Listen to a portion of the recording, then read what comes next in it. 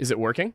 I believe so. Are we audible? Is sound coming through? I can hear it in the monitor. Beautiful. I'm not sure if they can hear it yet, but we'll find out. Well, if it's coming through there, it should be coming through on their end. It should be, yeah. That's the hope.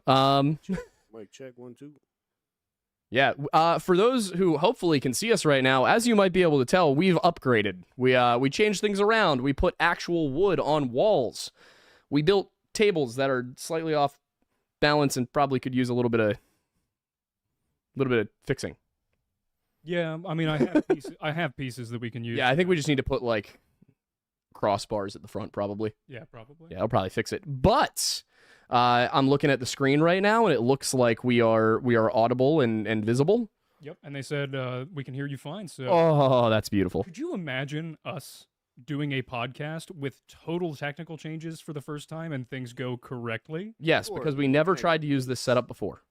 We never once tried to use this setup before, and it definitely didn't not work and postpone the Weird Bible podcast by 45 minutes. I definitely didn't think that we only needed an hour to set all this up. I definitely didn't ever do that once before. Listen, mistakes are made, but Aiden and I aren't just making upgrades to this podcast setup. We have big plans in the works. And you may recognize Celso here. He's been with us before. He was here for our Dia de los Muertos, right? Is that how it's pronounced? Yeah, there we go. For that stream. Celso is a mixologist, a bartender, a man of industry, and he's actually going to be doing a show on our very new network called Redacted Podcast Network, Redacted Media Ventures. We haven't totally settled on a name yet, but yeah, so for those who don't know, our full company name is Redacted Media, and we thought that it would be fun to provide you guys with more content than just Aiden and I's lovely faces and voices. And Celso was one of the first people we looked at because this man knows how to tell a story. He knows how to bring a vibe, and most importantly, I mean, look at him. He's just gorgeous. I know how to get you drunk. Exactly. That is the goal. So we thought he would be the perfect person to have on tonight because we're going to be talking about the flat Earth theory. And I've been doing that enough sober lately. I would like to do that in a position where I don't have to, where I can let loose a little bit. Can you please explain to them just briefly what you were in the middle of doing once I got here to set all of this stuff up? You're going to have to tell me. He was putting pants on. Well, that's what I was doing 5 minutes ago. No. In particular, the what is it? All the calculations and stuff that you have to deal with. I was doing geometry. I don't like geometry. I don't want to do geometry. Do you like geometry? No. When's the last time you did geometry? High school, probably. Same. Never. I don't think I was in any geometry class. I think the last time I actually did that level of math, I was a sophomore in college and I was getting C's in like basic trig. Math was not my thing. It's not. Neither was chemistry, but then here I am making drinks, dude. It's crazy. It's wild. Sorry, I just had to get that mic a little closer to you. You'll get used to the microphone thing. I'm only used to this from going on Pop Culture Crisis as many times as I have. Yeah, these microphones in particular need to be close to your face, and it's even weird for me because I have mine like boosted because I talk so quietly. Yeah, this is... I'm just used to this. This is nice. I'm dialing everything in, guys. I have a live mixer. I'm looking at your feedback of like who's low and who's not. So thank you. Yes, thank you. That's why we've kind of dragged out the beginning of the show a little bit, is so I wanted to give Aiden some time to make sure everything is set up properly before we get into the topics today. But speaking of Celso, you want to just tell us a little bit about who you are, what your story is, and all that before we get into just the worst conspiracy theory to ever exist? Sure. So, Celso, I'm a mixologist. Started off as a bartender when I was very, very young, thrown into the bar. I was just bussing tables, and then one day they were like, yo, get back there, start cranking drinks, here's a book. And from then on, every Friday and Saturday, I was doing that. Left for the military. First thing I did when I came home was right into a bar. Mm-hmm. And I didn't think I was going to make a career out of it. I tried branching off, but the connections I make with people, the friends I've made along the way, the knowledge I've gained from it, like just like being a good listener too, behind the bar and hearing people talk about things, like it's a little nuts. You really get to know someone. I decided to make it a full-blown career, started a mobile bar business, a consulting business. I love creating cocktails for new menus, and when a new bar is opening up, it's one of the people that gets reached out to. And, sometimes I got to just kind of like, you know what, I got to settle where I'm at now. Right. It can be a little much, but yep. Cocktail mixologist, failed chemistry, but here I am. Thank you, Miss Mooney. Yeah, I had a chemistry teacher in high school who, she didn't tell my section this, she said it to the other section of the class, but it was like, God, what were her exact words? I could have made so much more money as a chemist. Like, In what way? we were just bad students. We did not care for chemistry. I went to a charter school that was like, you had to pass a test to get in. It was that kind of place. I was definitely on the dumber end. Like, I was on the low end over there. It was kind of like walking into, you remember the show Ant Farm from Disney? I don't know, you probably would have been too old, but there was a show on Disney called Ant Farm, and they had like all the super smart kids at the local public school had their own like section of the school where all the smart people were. It was like if you took that but made it not Disney and just had all of the social awkwardness. I mean, think about the kind of people we're talking about. They crammed 150 autistic kids into a small room for 4 years is what they did with us. So it was one of the weirdest social experiences I've ever had, and it's part of why I decided to go to public school afterwards. But aside from, that and growing up in school and everything, what I really wanted to talk to you about before we get into going through all the reasons that the flat earth theory is just bad, what is this godly thing sitting in front of me? So today, for you guys, I have a Sazerac. I'm pretty sure it's considered America's first official cocktail. It branches back, I want to say, into the 1800s, early 1800s. There was a guy, Anton Peychaud, fled San Domingo Island, which is now known as Haiti, and landed in New Orleans. He opened up an apothecary shop where he had all these little bitters and remedies, one of them being the Peychaud's bitters that all us bartenders got to know very well. The original cocktail was a New Orleans Sazerac. It was made with brandy or cognac, a French brandy specifically, or French cognac, and a little bit of absinthe, either in the drink or in the glass coated. I did it coated. I may have done like 8 sprays. Okay. Just because absinthe is, dude, I'll drink that. Yeah, how much until we start seeing sounds and floating on clouds? So, unfortunately, right, that method of making absinthe got banned. So, it's not like that anymore, unfortunately. Why can't we have nice things? Yeah, no.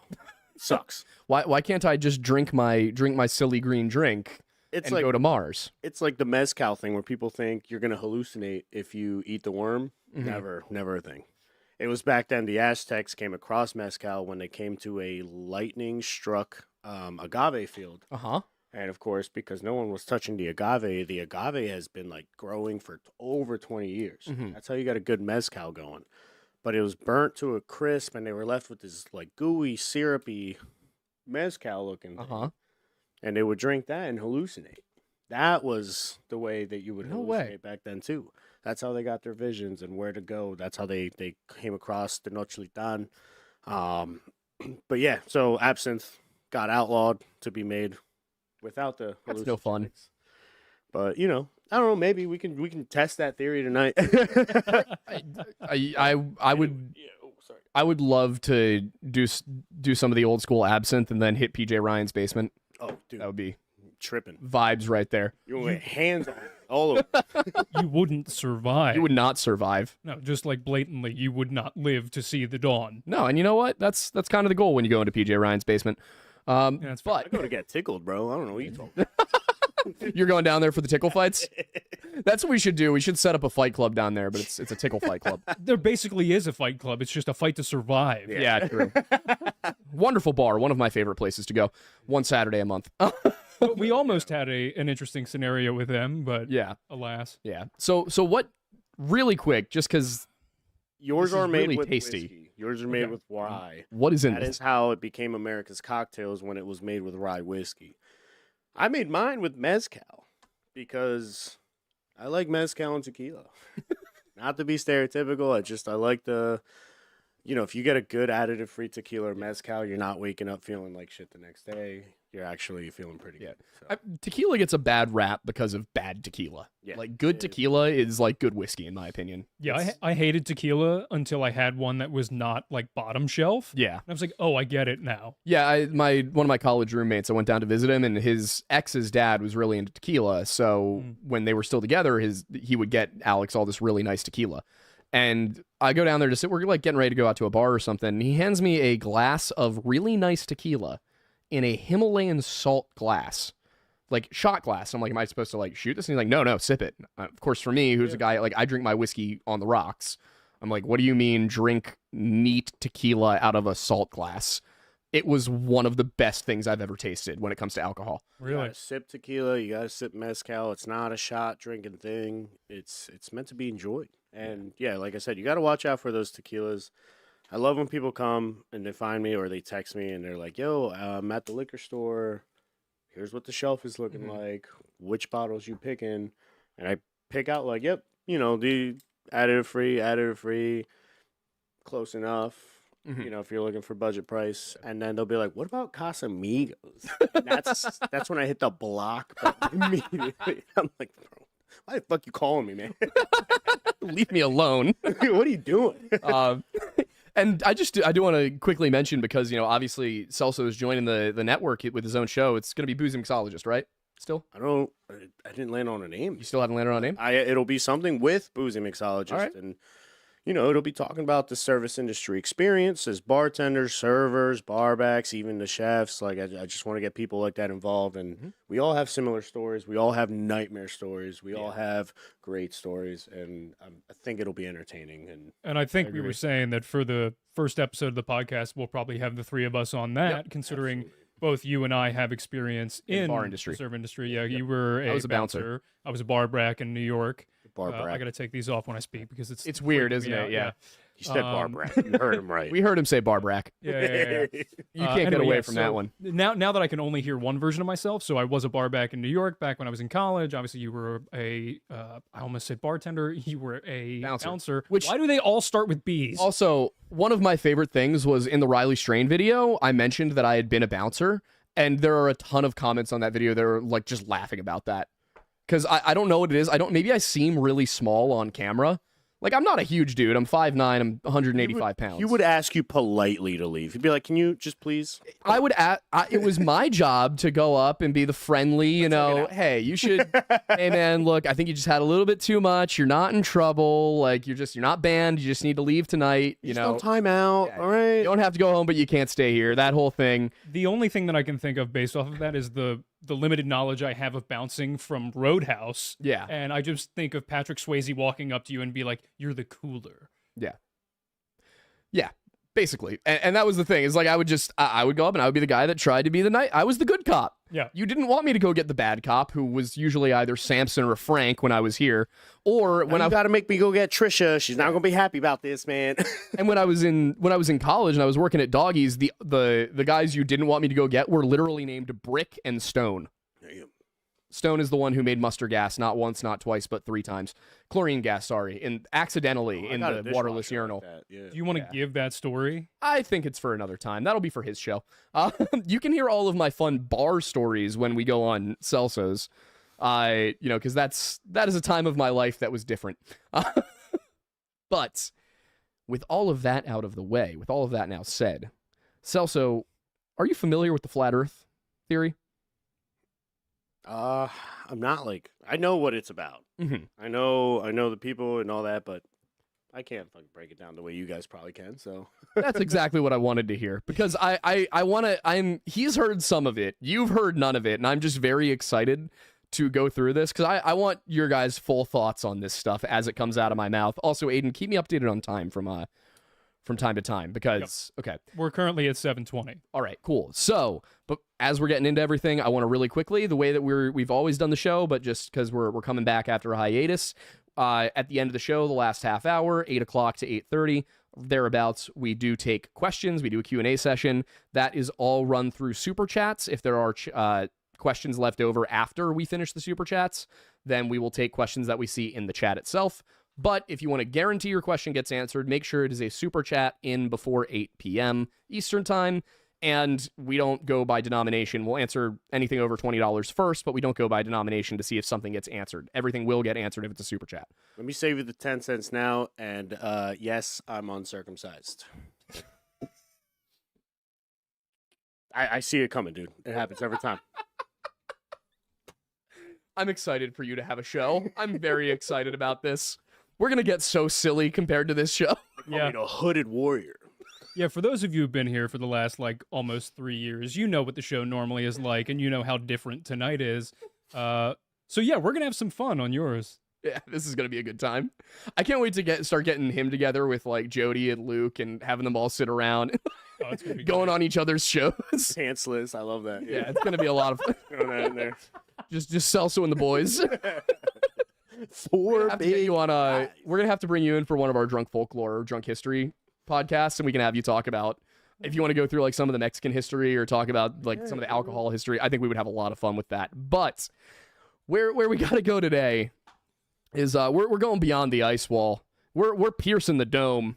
We are going into the specificity of the flat Earth movement. The globussy, you might say. You know, I just have to say, with how much money and effort we put into this upgrade, this is definitely a direction for the first new episode to go. Yeah, I agree with you. Yeah. Just wanted to put that out there. It's fine. We're having some fun with it. Listen, I have been reading a document entitled 200 Proofs That the Earth is Not a Spinning Ball for the last 6 days straight, okay? I have been reading through it and trying to disprove all 200 points for a week now. I'm going to be a little silly tonight. How far into the 200 are you? 96. I'm concerned for Tuesday. I'm concerned for Tuesday. What is happening on Tuesday? We're filming the second episode of our Flat Earth series, which is going to go into, and I think after that, we're probably going to follow it up. We'll probably do another missing persons and then get back into it, but I think we're going to hit Freemasonry 2 weeks from now. Now, what do you say to the people that are going to, essentially come after you and be like, but you're a Freemason, how do I trust you? I have never lied about anything else on the channel. I've always been very straightforward. I don't think there's a time on the channel where somebody has confronted me with evidence that I'm definitely wrong, and I have responded by saying, no, I'm not. He told me there was going to be food for me here. That's not true. I got nothing. That is not true. They got sushi without me. Just destroying my credibility. But yeah, so that's what I would say to that is, I became a Freemason out of college. I was not raised a Freemason. I didn't join it for any purpose of me thinking oh, this is how I get to run the world. It was COVID. I watched National Treasure. I got curious. I looked into it and I was like, let's give this a shot. This dude was inspired by Nicolas Cage, everyone. Listen. I'm sorry. Wait, hang on. You weren't? You're telling me you saw Nicolas Cage get up there and say, I'm going to steal the Declaration of Independence. And you didn't immediately just feel a rush of I made a cocktail and kept watching the film. I suppose. I'll tell you what. The film of Nicolas Cage that inspired me, easily, Willy's Wonderland. Willy's Wonderland, without question. Are you kidding me? He shows up, says no words the whole movie. I think he says one sentence. No. Really? Yeah, says literally 0 words. I thought maybe I hallucinated him talking. Yeah. No, it was Absinthe, bro. It was Absinthe. A phenomenal movie. It's a great film. The best part is that people could be getting absolutely massacred by these robots in the back room, but his Dora the Explorer watch goes off, it's break time. Yep. He's crushing sodas and playing pinball. It's great. Great movie. True Kino. I just found out about Kino. I don't know what Kino means. I know in German it literally means cinema. I don't know why people say Kino. Oh, like Kino der Toten. Kino der Toten, yeah, that's Theater of the Dead. It's actually kind of goes hard, as a name. That map goes hard, bro. It's the only one I still play. You know what map doesn't go hard? The Flat Earth map. Yeah. So tell us more about what's going on with the one of these people said that Stalin and Roosevelt were flat earthers because they chose that design for the UN logo. First of all, I'm not sure that Stalin and Roosevelt were at all involved in selecting the logo for the UN. I don't know if Roosevelt was even still alive at the time that the UN was founded. Organized? I don't think he was. because I know Truman was them president. being homies, though. Dude. I could see them being homies. They were both terrible people. I'm assuming you're talking about FDR and not Teddy, right? Yeah, no. We would never speak ill of Teddy Roosevelt's name. You can't mess with the cavalry. Yeah, I mean, you know? the man charged San Juan Hill. Like, you don't find me another president who's charged San Juan Hill. Scouts out, by the way. Mm-hmm. I guess you kind of were the in the cavalry in the army. Yeah, you're the same vein as Roosevelt's Rough Riders. Dude, I was like, yo, the Rough Riders, hell yeah, let's do it. And then I get to a unit, and they're like, we're Ghost Rider. I'm like, fucking A, let's do it. It's kind of cool, isn't it? Like, all right, yeah, I'll take it. You were in the fun. Where are the horses at? And they give me this striker vehicle, and I'm like, close enough. You weren't in the Fun V or the Humdrum V. You were strikers. You were driving that thing from the Honey Badger mission to Modern Warfare 2. That thing, yeah. Yeah. Oh, those things were beautiful. Those who haven't watched the show for a while know I was in the National Guard for about 4 months. Nasty girls. And we had, my RSP base was one of the Striker armories, and those things are massive. I can still hear the engine in my ear. They're terrifyingly large. Constantly. You can understand how if you're like ISIS and you see that coming, you're like, you don't hear it coming. One takes you out from too far. You can hear treads from miles away, but you hear this thing like it's like, do I hear a fan? Like, are we getting a fan out in the desert? Oh my gosh! But yeah, so boom, pink mist.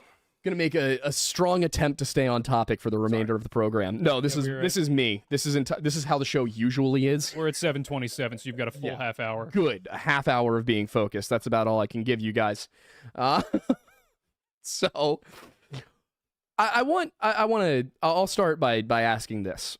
When do you guys think? And Aiden, you may remember this, so I'll let you answer first, Celso, and chat. Play along in the chat. GG's in the chat. When do you think it became common knowledge in the Western world? We're talking Europe and the Middle East. When do you think it became common knowledge amongst the educated that the Earth is a sphere?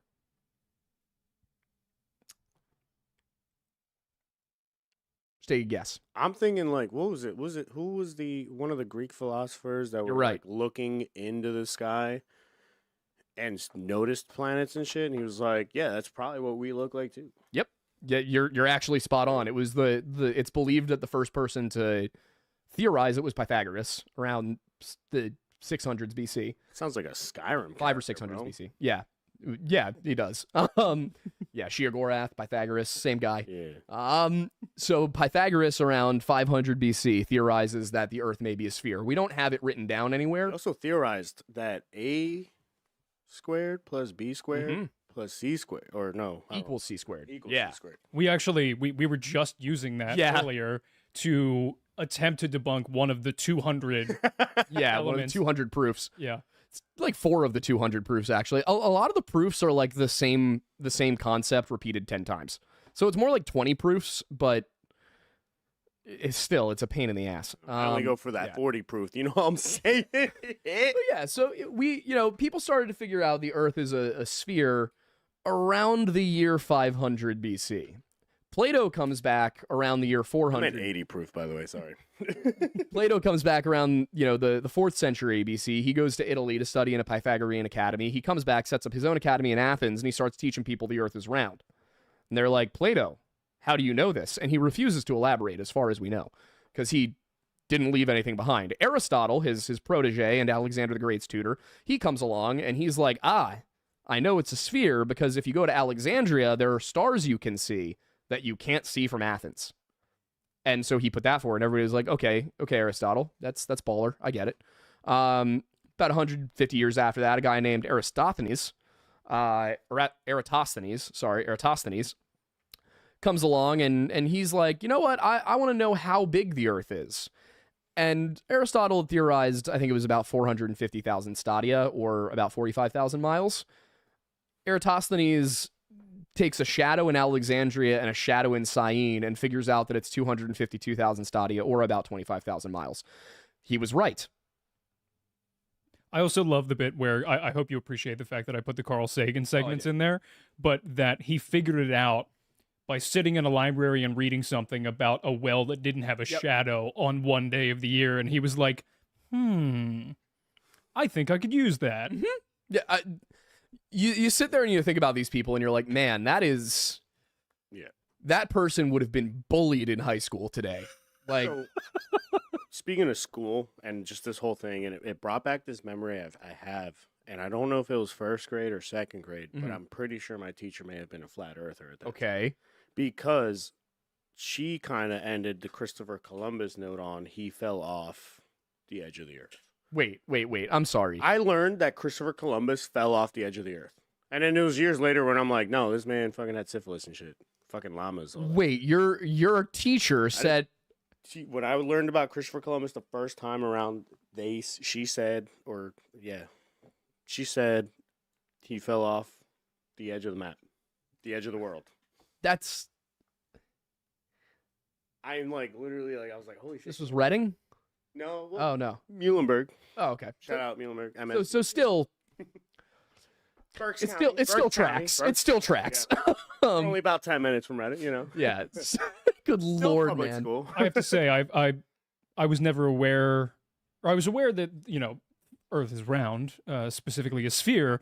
Didn't know about the syphilis bit for Columbus until right now. Oh, yeah. Dude, this man was sleeping with all the animals he discovered. No. He was like a Marine if he went to space and found aliens. Like, we are smashing them. He was like, yo, this is a new species. Just dropped. New species just dropped. Can it breed? You played Helldivers with him yet? Because I'm scared for Nobody it. should. I just started. I just started. Okay, yeah, we gotta My squat up. PSN is MILF bait. Oh my god. All right, so I know what we're doing this Friday night. Next time you're not working, we're streaming Helldivers. Take a Friday off for that. Because that could be some. You, me, and PJ can all get on. Yeah, Aiden, if you want to hop on too. You guys we got can- your snazzies? You got your snazzies? You ready? Yeah. Oh my gosh, we're all gonna be trying to extract. This man's gonna be trying to figure out if you can breed the bile titan. Guys, what is the emote to hump this alien? Hear me out. Bile titan coming. He doesn't even call in. He's not calling in his rail cannon or a 500. He's standing there giving it the hug emoji. I'm rigging the hopefully. rail, bro. I don't need to call it. Good lord.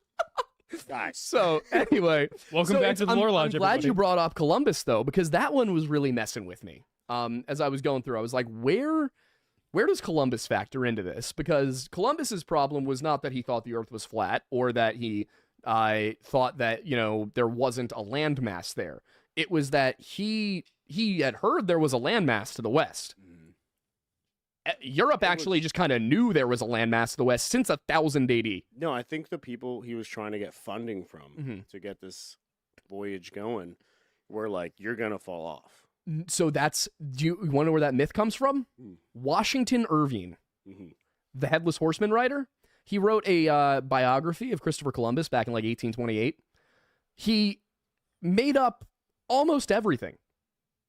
But one of the big things he made up was that everybody on the ship and everybody funding it thought the Earth was flat and they were going to go off the edge. It wasn't that. It was that Columbus went to them and said, I need to go here. And they went, Christopher, you can't make it. That's too far. And he went, no. There's a landmass to the west that I can stop off and get supplies at. The problem was that Christopher Columbus estimated the Earth was, I believe, 19,000 miles around. It was either 16 or 19, when it in fact was 24,901. Nerd. So he didn't have to convince anybody that the Earth was round. He had to convince them that the Earth was smaller. So when he got to the West Indies, Caribbean, he thought he had reached India, and he thought he had just gotten very lucky, like that that there was no landmass, as it turned out, and I guess the Vikings were wrong. Turned out the Vikings were right. They were just a lot further north. Yeah. So Columbus, gets to the Caribbean. He does this whole thing. We're not going to go into what all of that was right now because that would take hours because it was not great. That mouth, dude. Oh, God.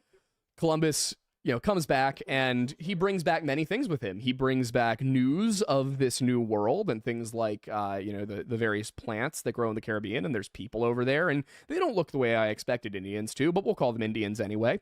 And he brought back a really cool new thing called syphilis, which we're not sure if syphilis was actually from the New World. It seems like it's possible that there may have been syphilis in Europe, but it just wasn't nearly as devastating. We found this, I researched this bit when we were doing Tuskegee. European syphilis, there's a few cases that we have that may have been syphilis. It looks like syphilis, but they're so few and far between compared to what we have in the New World that they figure most likely it wasn't syphilis. It was a New World disease, or it morphed as it came over here and got even worse. Either way, Columbus comes back and, syphilis rages across Europe because, of course, it does. The flat Earth theory, because if we're remembering here, 240 BC, Eratosthenes figures out the Earth has a circumference that is calculable. Nobody questions this for millennia. Literally almost about 2,000 years. Nobody really argues. What they argue over is where the Earth is in the universe. Are we at the center of it? Are we at the edge of it? Are we, do we revolve around the sun? Does the sun revolve around us? And there were people proposing that the sun revolved around us, that we revolved around the sun as early as the 2nd century BC. Aristarchus said something along those lines. We lost his exact work, but we have works from other people who describe what he was saying. So Aristarchus theorizes that the Earth is in fact not the center of the universe. When do you think the first flat earther came to be? Like the modern flat earth movement? Because remember, the church stops banning Copernican, like Copernicus is the heliocentrism guy. They stopped banning that stuff in the 17 and 1800s. So you get to a point where even the Catholic Church has accepted that the Earth revolves around the sun by like 1820 at the very latest. When do you think the first flat Earth document comes about? I mean, picture it. 1967. my guess is, because I'm trying to remember from editing last week, because there's the elements from the 1800s I'm remembering, but I can't remember if that was the true first time that it showed up. Yep. The origin of modern flat eartherism is like 1849.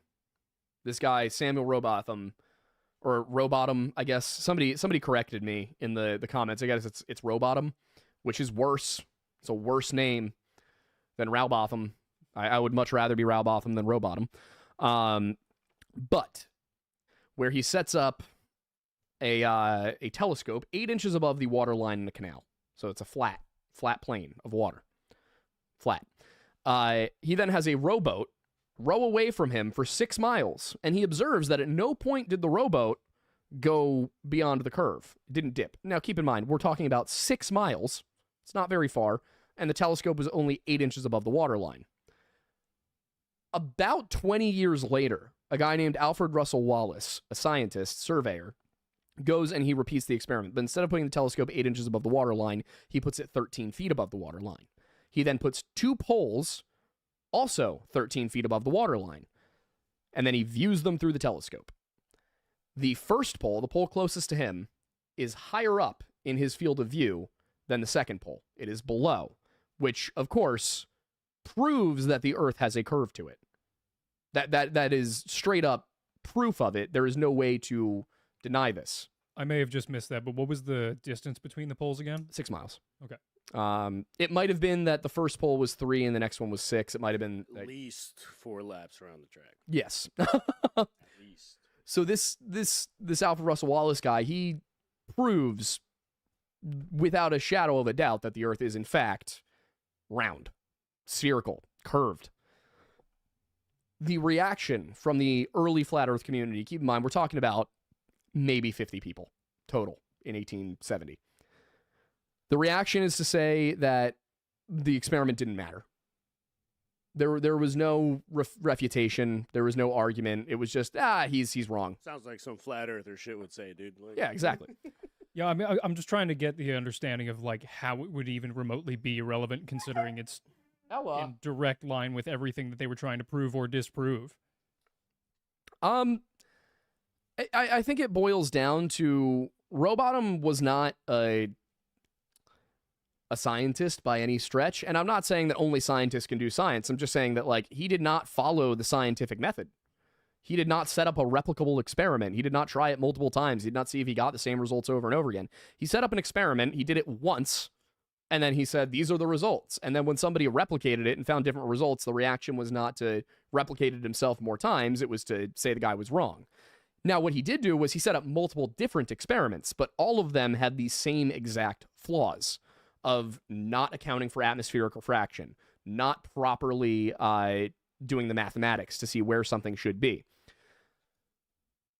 But even though the scientific community says, no, this is not a thing, for decades, 1956, a guy by the name of Samuel Shenton starts up the Flat Earth Society, the International Flat Earth Research Society. He has very few people who follow him, and he sets it up in 1956. Do you guys remember what happened in 1957 regarding space? The very first man-made satellite. Okay, Sputnik 1. I wasn't sure if it was Sputnik or if it was... Yeah. Yep, the one where they abandoned the dog in space? No, that was a different mission. That was, I think the dog's name was Laika. Yeah, Yep. that one was sad. Wait, did they put a dog in space before people? Yeah, they put a dog and a monkey in space before people.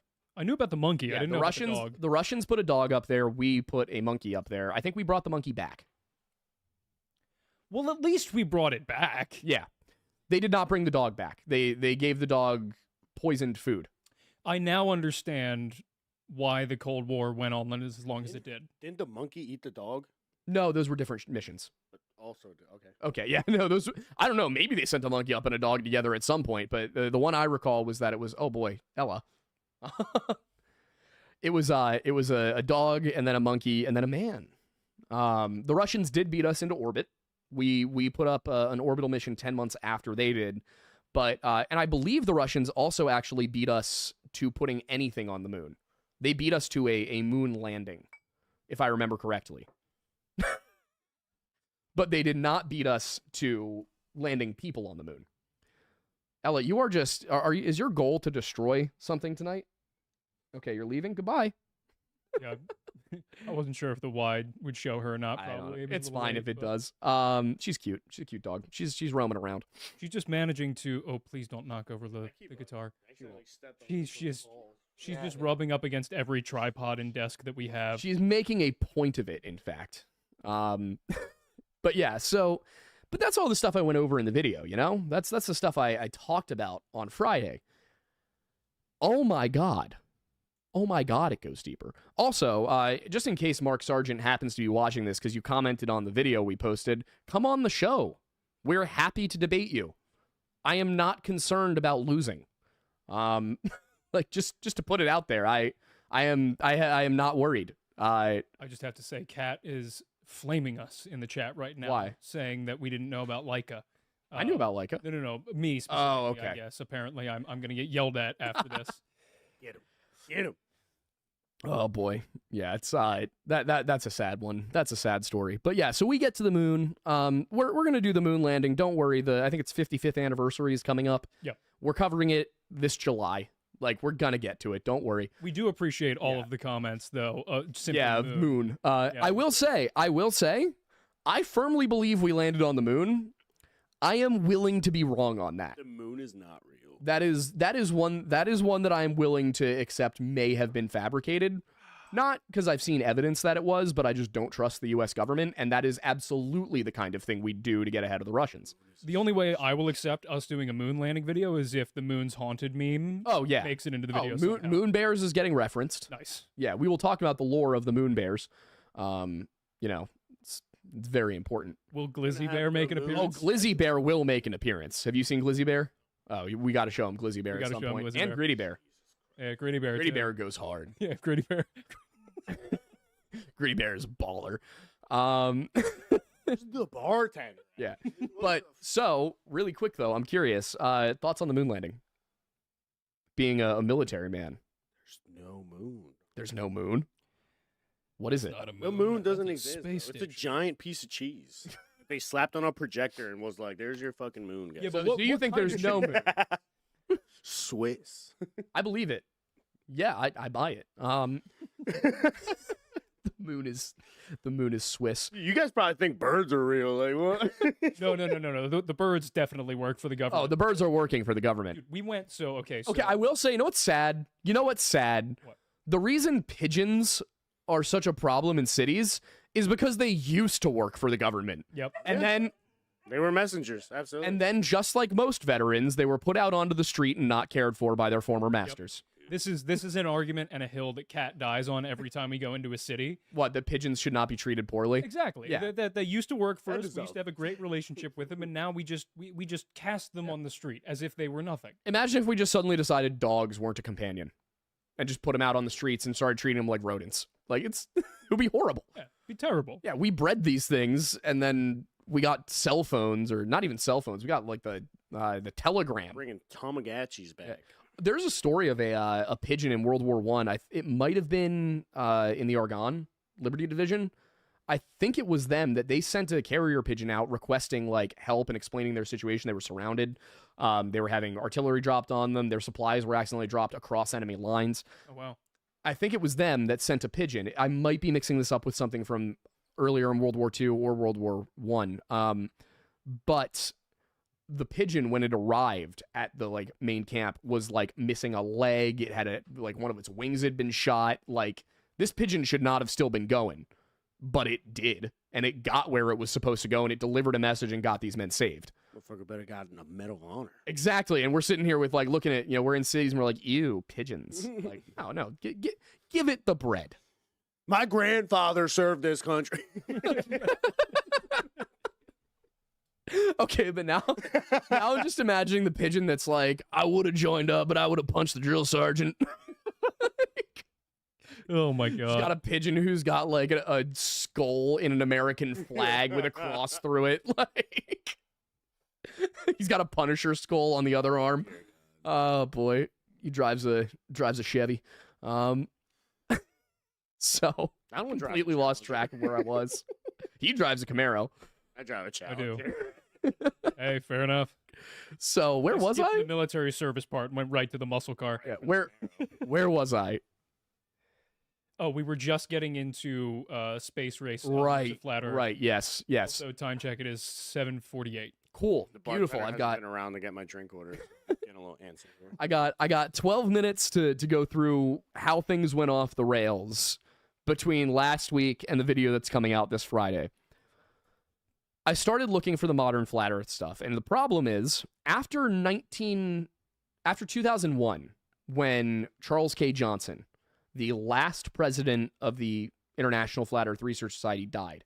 After that, flat earth, he didn't pass it on to somebody. There was no successor. He had taken over Samuel Shenton, who was the original founder. Once he dies, there's nobody. For a few years, flat earth is kind of like there's a couple hundred people all over the world, possibly as many as 3,500 people all over the world who believe that the earth may be flat. 2004, a guy named Daniel Shenton takes over. He restarts it. He gets things moving. But the problem is he does it as an internet forum. That's not really a problem necessarily. What it does, though, is it causes this little issue where there's no one unified flat earth theory. There's some people who believe that there's an endless plane beyond the ice wall. There are some people who believe that there is no dome, but we are on a flat planet. Some people who believe that the firmament is all around the earth. There are all these different beliefs regarding what the flat earth is. And so I had to go and find something consistent. There are a few big names. There's and being a big name in the flat earth community means like a couple 100,000 YouTube subscribers, basically. There were some big names: Mark Sargent, Eric Dubay, David Weiss, one guy whose name is escaping me right now. I think it's like Brian Knodel, who's the Globebusters guy. So he's the guy who was on the Netflix documentary where they bought a $20,000 gyroscopic device and set it up, like a laser gyroscope of some sort, to test the drift or something. I can't remember it was surveying equipment. They spent $20,000 on it to prove the earth is flat using surveying equipment, and they got something like there were 15 degrees of drift during their experiment, proving that the earth is in fact a rotating ball. They set up a second experiment to, I believe it was these guys, to say, basically being like, well, it was a faulty device, or they were controlling it, or something like that.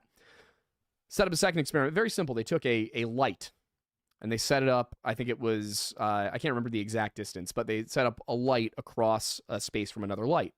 And if the Earth was flat, if they shined the light directly straight through, I think it was like a 17-foot opening, if they shine the light directly straight, then it should come straight through the light on the other side. They couldn't see the light on the other side. They had like a shield set up with a hole in it that the holes were level with one another. Well, technically, they were at the same elevation. They shine the light. They can't see it.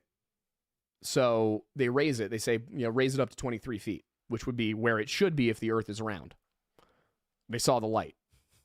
They proved the Earth is round. Yeah, I remember that experiment. Like, hilarious. Objectively very funny. They did spend 20 grand and lose it all. And unfortunately, I think Brian Knodel is dead now.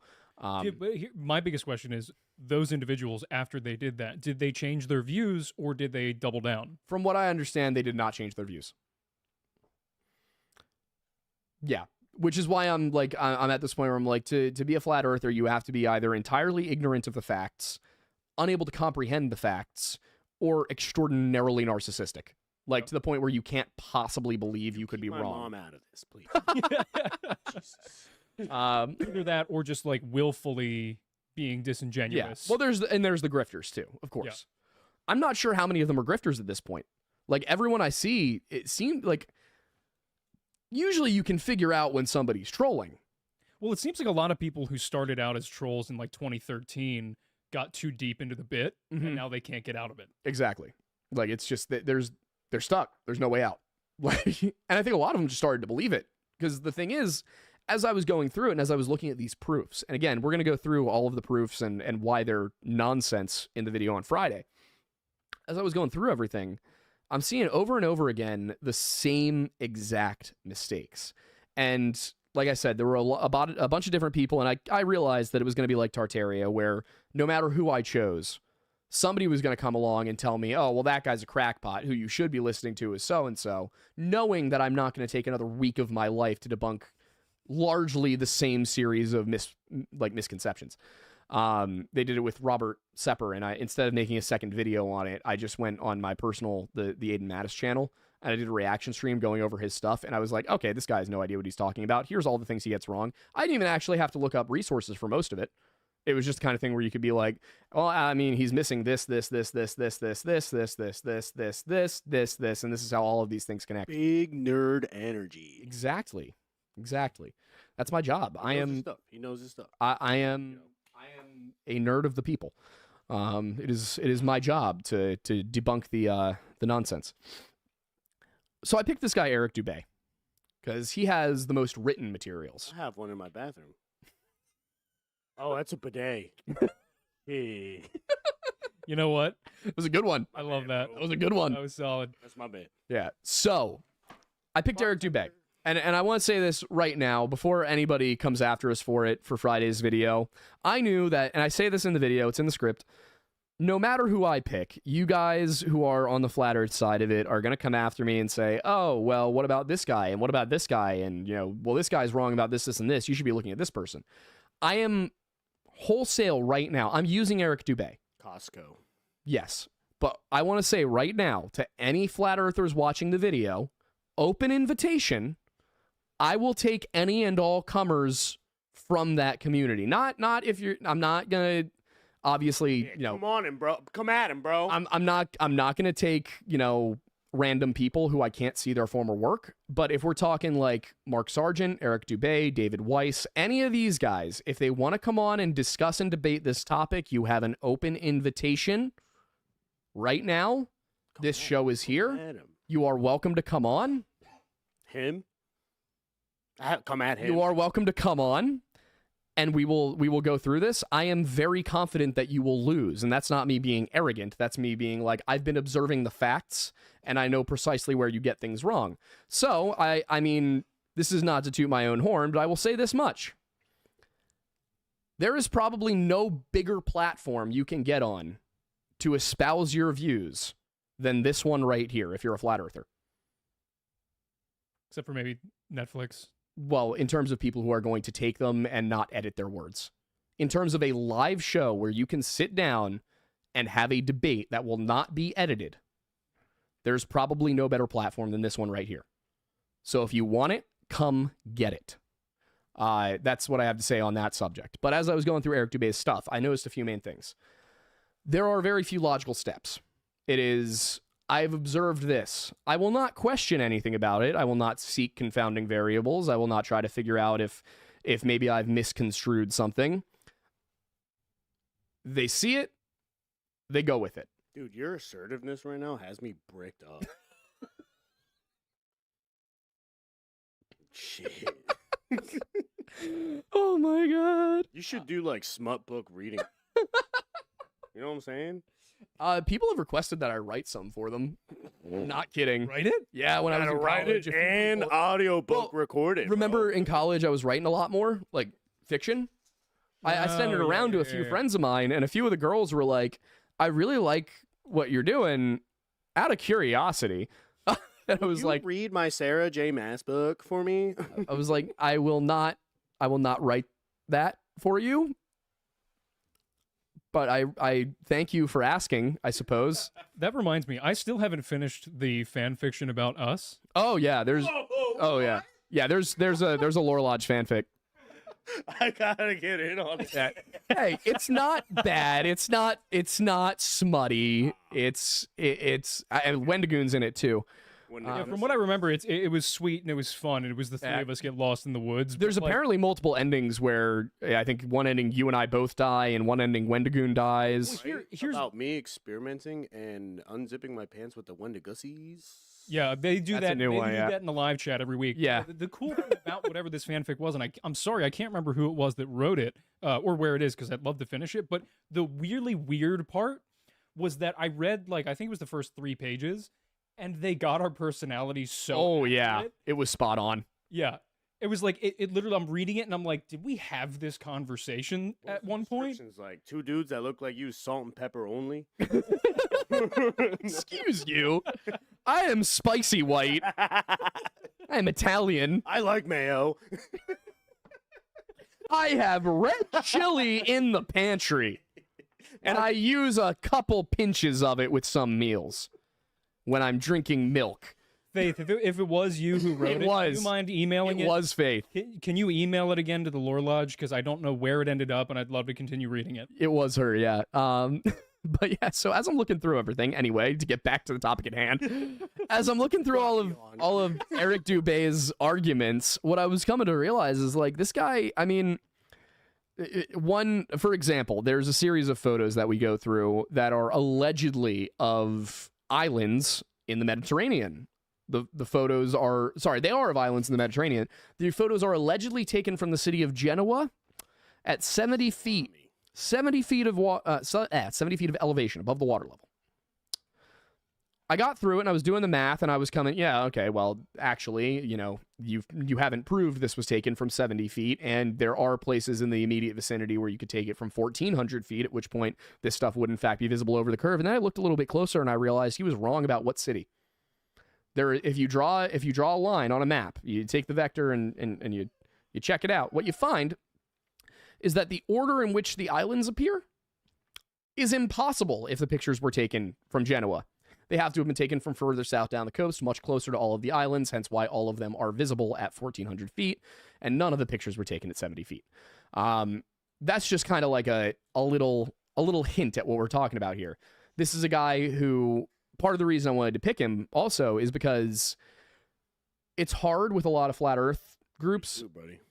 Most of them they'll make videos. That's all they'll do, because it's a lot harder to poke holes in a video than it is to poke holes in an essay. If I have the essay right in front of me, I don't have to rewind it every 5 seconds. Essays all the time, bro. What are you talking about? Essays. Essays don't come at me. Oh my gosh. I'm going to have to start saying articles instead. So, what I'm finding as I'm going through, there's these misconceptions that he has, these things that he said. There's never a source, by the way. That's the thing that I've noticed with flat earthers, whether it's Twitter, YouTube, their own blog, whatever. There's never a source. I'm trying to remember anything that we've covered in the past that sounds even remotely similar to this topic. Well, Aiden, I need you to understand that the reason I went with Eric Dubé, part of the reason, aside from him having all of this written material, he's one of them too. clarify them for anybody who might get angry. Oh, sorry. Yeah, he's a Tartaria type guy. I don't know that he necessarily believes in Tartaria, but he's definitely down with the whole hidden history. The Catholic Church rewrote history, always emphasizing the his in history, because apparently etymology is a science that people simply can't comprehend. Well, you have to remember, because people don't learn history and therefore it repeats itself, Yeah. there are also things that don't get repeated at all because they didn't learn it, so they have to come up with something to fill the gaps. That's what 90% of it is these are people who are looking at something and going, I don't understand. And then rather than trying to understand, they come up with some like fantastical story in their head. And to those people, I would simply say, have you tried fiction writing? Have you tried being a fantasy author or a sci-fi author? Has that occurred to you? Like rather than starting a crappy YouTube channel and speaking in a voice like this for some reason, because you think that maybe it will get your point across better and make you sound more authentic, something like that. Anymore, bro. Yeah, exactly. Like now everything's weird. You don't want to listen to that. You don't want to trust me. But Jared from Subway, bro. They all sound like that. They all have this weird tone of voice. And like instead of making a crappy YouTube channel and doing that, go be the next Tolkien. Like go be the next George R.R. Martin. Go do something. Stop doing whatever you're doing. Like you want to write about a flat world. Tolkien's my favorite South Park character. So he's your favorite South Park character? Amazing. Oh my god. So it's just frustrating to look at it. I'm still going through everything. You know, the big one that I'm seeing over and over again is the big thing that I'm going to put forward, I think, is I want to know why. I want to know what the reason is, because you break it down, and every time you break it down, you get to one of a few places. You get to Mark Sargent, for example, says they're hiding God. That if they told everybody the truth, that the Earth really is a flat plane, it's a disc, you know? Well, that would, and I can't tell if he means specifically the Christian God. It seems like he does. But if the Earth is a flat plane, that means the Bible is right and Christianity is the truth. Now, I'm a Christian. I'm wearing this little necklace that has a cross on it. I went to school for religious studies and medieval history. I mean, as a Freemason, that's a huge part of what we talk about all the time. I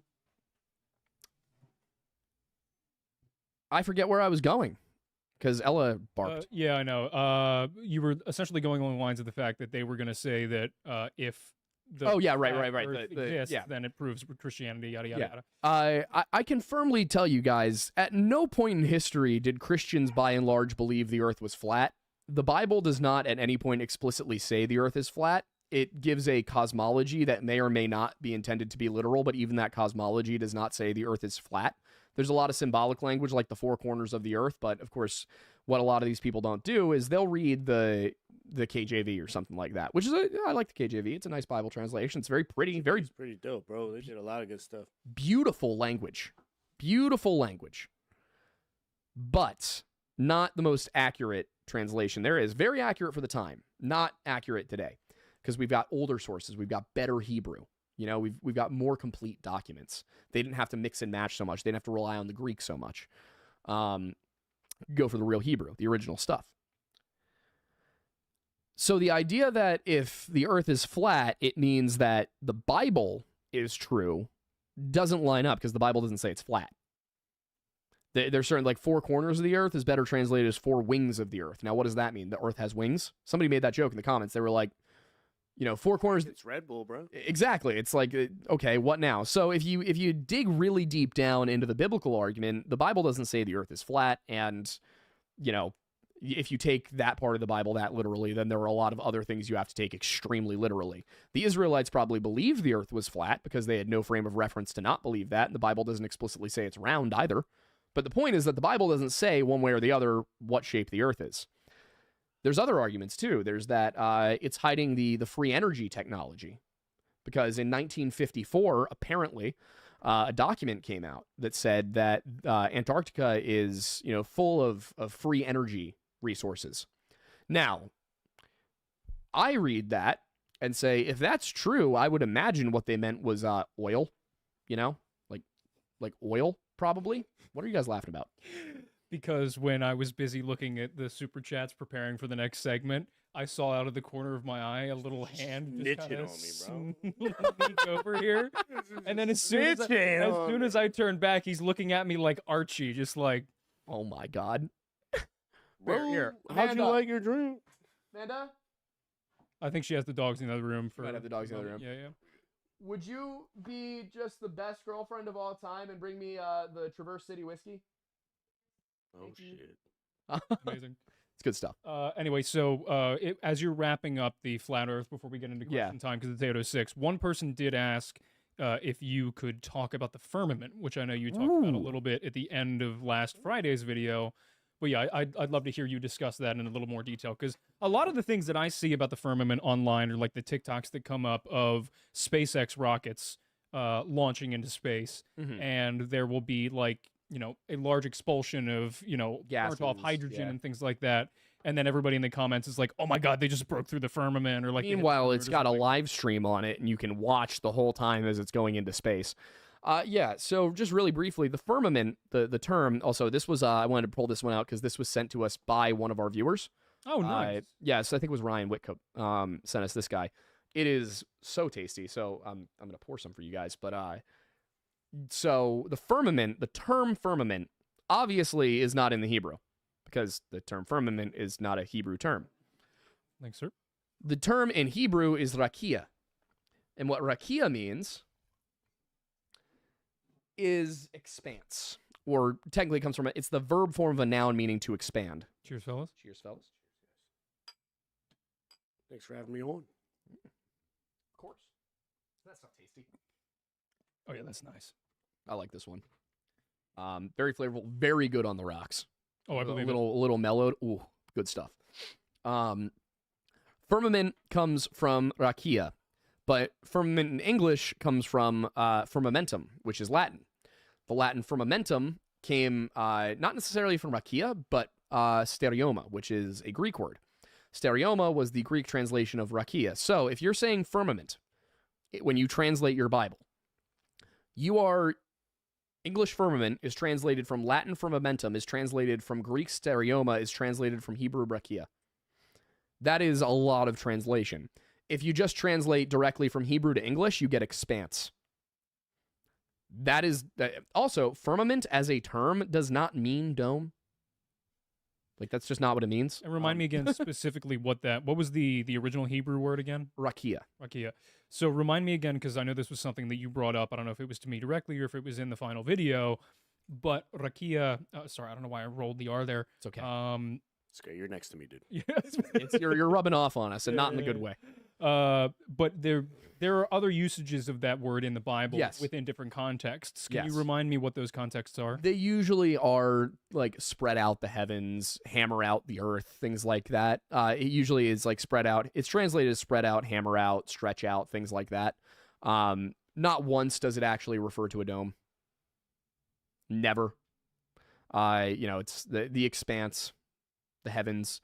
At no point is there ever in the Bible a reference to a solid dome over the earth. There's also no point where it says the earth has four corners. There are places where it says, and God will gather up the Jews, his people, from the four corners of the earth and bring them back to Israel, which is clearly, symbolic language talking about all over the earth. Now, and just give a little bit of reasoning. Why do you consider that symbolic rather than literal? Because it's just the places that these show up. They are prophecies. They are exaltations. They are prayers of thanksgiving. These are not cosmologies. They are not.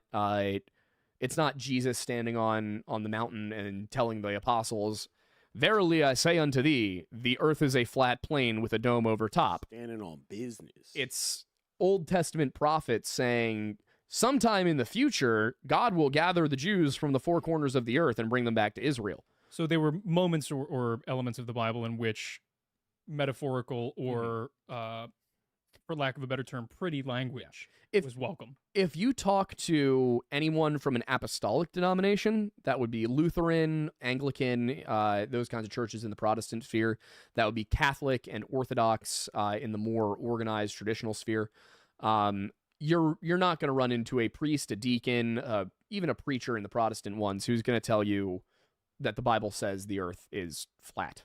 That, you know, they're not going to tell you that the Bible is supposed to be taken literally from cover to cover, because it's not. Jesus himself talks in parables. As I said in the video, there was no prodigal son. There's the parable of the prodigal son. Jesus talked about a fictional story to express a moral point. So when you have that, obviously the entire book is not literal. Now, you might be able to argue some chapters should be taken completely literally. Even then, I think that it should be read like any other piece of literature. If the language seems symbolic and there's a reason to believe it's symbolic, it's probably symbolic. There are other situations where things are literal, where they talk about, you know, I'm trying to think of I mean, Maccabees is a great example. It's not in Christian Bibles, but it's in Jewish ones. It's a restaurant. That too. Yeah. So, but there are stories in the Bible where it is just straight up a retelling of events. Daniel 5, for example, is not metaphor. It's supposed to be taken as a historical event, something that happened. And at the end of Daniel 5, the Persians invade Babylon and take it, which happened. Like, that's a real event that happened. You see a lot of this in, you know, all throughout the Bible. There are events in the Bible that are told as history, and there are those that are told as lessons. If something's being told as a lesson, the chance that it's got symbolic language in it is higher, and you just have to be discerning. And this is part of the reason that as I've done more and more study, not of the Bible itself, but of the way the Bible is interpreted, that I've noticed, you know, I get where the Catholics and the Orthodoxy are coming from in being so intense about who can be a priest, as opposed to the Protestant churches, who are typically a little bit more loose with who can be a pastor. You know, there's definitely, you need to have a certain degree of education and experience in biblical translation, interpretation, all of that, in order to properly understand it. Like, I've always said to people who ask me, they're like, what's the best study Bible? And I'm like, what do you mean the best study Bible? You should be asking, what are the best study Bibles?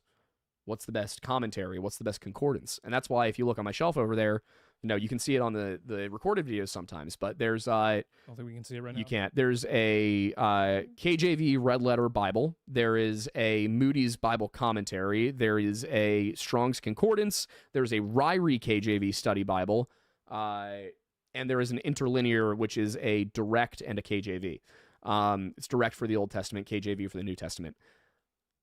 I also use Bible Gateway every time I study, and I will compare between various translations and various translation methods. Like, that is Bible study. Reading the book of Isaiah and picking out verses where out of context it looks like it says the earth is flat is not Bible study. So that's where part of my issue was. And that's why I say in the video that part of the reason I wanted to take on flat earth was as a defense of my Christian faith. Like, my religion does not say this. Stop claiming it. So that's where I ended it out there. But yeah, so I guess we take it to the super chats. Yeah, so for those of you who are new or those of you who are returning that might need a little reminder, this is the point of the show in which we go through the super chats first, and then once those are through, we'll just take any questions from the chat. Yep. But, you know, we generally try to go to 8:30, but it's 8:14 now, so we might go a little bit later. Yeah. But yeah. Like 8:45 latest. Coming up first is Pablo Raul Pereira. Pablo Raúl Pereira. What? There we go. He just gifted memberships. So thank you. How many? Appreciate it. One. One? Thank you. Yeah. Appreciate you. Fruit Squisher for $2. Great name. Says deep inside of the flat Earth. It's a weird grinder. Earthosy. The Earthosy, precisely. Yes. Ryan Tanner for $5. Thank you. Says you owe it to yourself to go over Wilhelm Schmidt's original monotheism theory. You'll enjoy it more than we'd enjoy the video. I will take a look at it. That does sound interesting. I'm wondering if I have an idea what he talks about, but I'll definitely look into that. Fair enough. The Stone Man for $30, thank you very much, says, no message, I just wanted to donate. Well, thank you. That was very kind of you. Appreciate you. What else do we have? We have Mothman's Accountant. Are you available and taking on clients? Because we need an accountant. We need an accountant. Yeah. For $5 says, when y'all do the Maryland video, you need to talk about the legend of the blue dog. It's the oldest ghost story in the country, or so I've been told. That the oldest ghost story in the country as a title for a video goes hard. Yeah, it does. Yeah, we'll keep that one in our back pocket. Legend of the Blue Dog. Somebody write it down. Yeah, Legend of Blue Dog. Write that down. Oh God.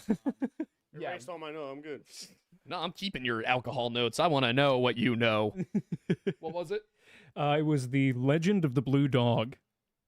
Legend of the... The one that got away from Christopher Columbus. Oh, God. And then, as you write that down, Richard Henderson for $4.99, thank you, says, this will be for everybody. What's your favorite tequila?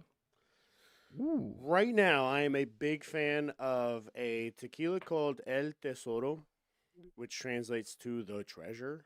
Mm-hmm. You're my treasure. They have stayed true to their tequila distilling. They haven't added any additives. A lot of tequila companies will start off like good, like, yo, it's like, oh, this is very good. But then to keep up with demand, they'll start mixing it with grain or corn spirit, and that's when the quality drops. El Tesoro, if they don't have it, guess what? You're not getting it. They stay true to it. It's pretty pricey. I mean, it's not pricey. If you're willing to spend $40 on a good bottle of tequila, they have a Blanco, a Reposado, and a Añejo out. And they even do small batches and collaborations with our very own wine and spirits in PA. They made small batches for them. I have one unopened. So, really quick, you gave us 3 terms there. I recognize Blanco. What are the other 2? Blanco is you. I mean, yes. I mean, Reposado is anywhere between 2 weeks to like 6 months of aging. Okay, so is Blanco unaged? Yep. Gotcha. So if I go to the store and I'm looking at the Jose Silver, that's probably awful in general. Shut up right now. But I'm just... Stop talking. Jose? Are you kidding me right now? I'm trying to make a point using recognizable brands. That's so the Blanco is going to be unaged. Or pretty much the same Gotcha. terms. It's just, and then Reposado, you said? I think silver, they started using it as a marketing, like it just sounds cooler. Yeah, it's like gold. It's yeah. So gold is just food dye. Okay, so the gold stuff is it's not aged at all. Really? Gold is just food dye, which is why you feel like shit the next day. Wild. So Reposado, you said it's 2 weeks to anywhere. I think from, and you can correct me if I'm wrong. It's anywhere from 2 weeks to 6 months. Añejo is anything from like 6 months to sometimes not even a full year, which is weird because año means year. Yeah. So you think añejo would at least mean a year, you know? And then even then, like the reason I also really enjoy El Tesoro is because I use it as an example when I'm comparing it to like Casamigos is when you look at the El Tesoro brand, you almost cannot see a color change. Interesting. From the Blanco, the Reposado, and the Añejo because realistically there shouldn't be. Yeah, because they're not being aged that long. Yeah. Yeah. Now, when you look at Casamigos, the Casamigos looks like a fucking bottle of iced tea, and it's the Añejo. Yeah. And that's because it's all food dye. Even the Blanco tastes like vanilla, and then you got like the Reposado tasting like caramel, and then the Añejo tasting like a combo of caramel and vanilla. It's all this food dye stuff, and that's the stuff that's making you feel like shit the next day. That's when you get the people that say, I have bad experiences with tequila, so I tried to stay away from it. And I'm like, no, it's just you had shit tequila. Yeah. Not even tequila.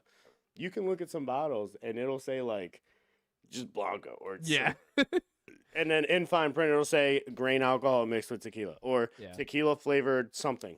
Yeah, back when I was in college. Stay away from those. Back when I was in college, you know, I like to spend, you know, my money on good tequila. So I got this really good brand called Tortilla. And what I would do is I would put it in the freezer. That is horrific. Oh, no. College was a rough time. I would go to the wine and spirits and I would get the $7 fifth of Tortilla silver tequila. And I got to a point where I could just drink that straight. I get it. I can't say anything. Bottle. All we did was New Amsterdam. So. Yeah. It was when you're in college. You were young. I'll ask. Yeah. Now, you know, it's not something I feel like I would be comfortable putting in my body. I also got John, the drunkest he's ever been using Tortilla during COVID, I think. Oh, good Lord. Oh, it was he got home, and the next morning, his mom, like, asked him where he was. This is a 25-year-old man at the time, 26-year-old man, our current age. Tommy John. Yeah. Tommy John Ton. Not Tommy John. That's a underwear brand. Tommy's John. No. Yes. Tommy's brother John. Tommy, well, they often come as a pair. Yeah. So. Yeah. That also... I need to introduce you to Tommy because it will be so much fun the man gets 2 drinks in him and he is gone.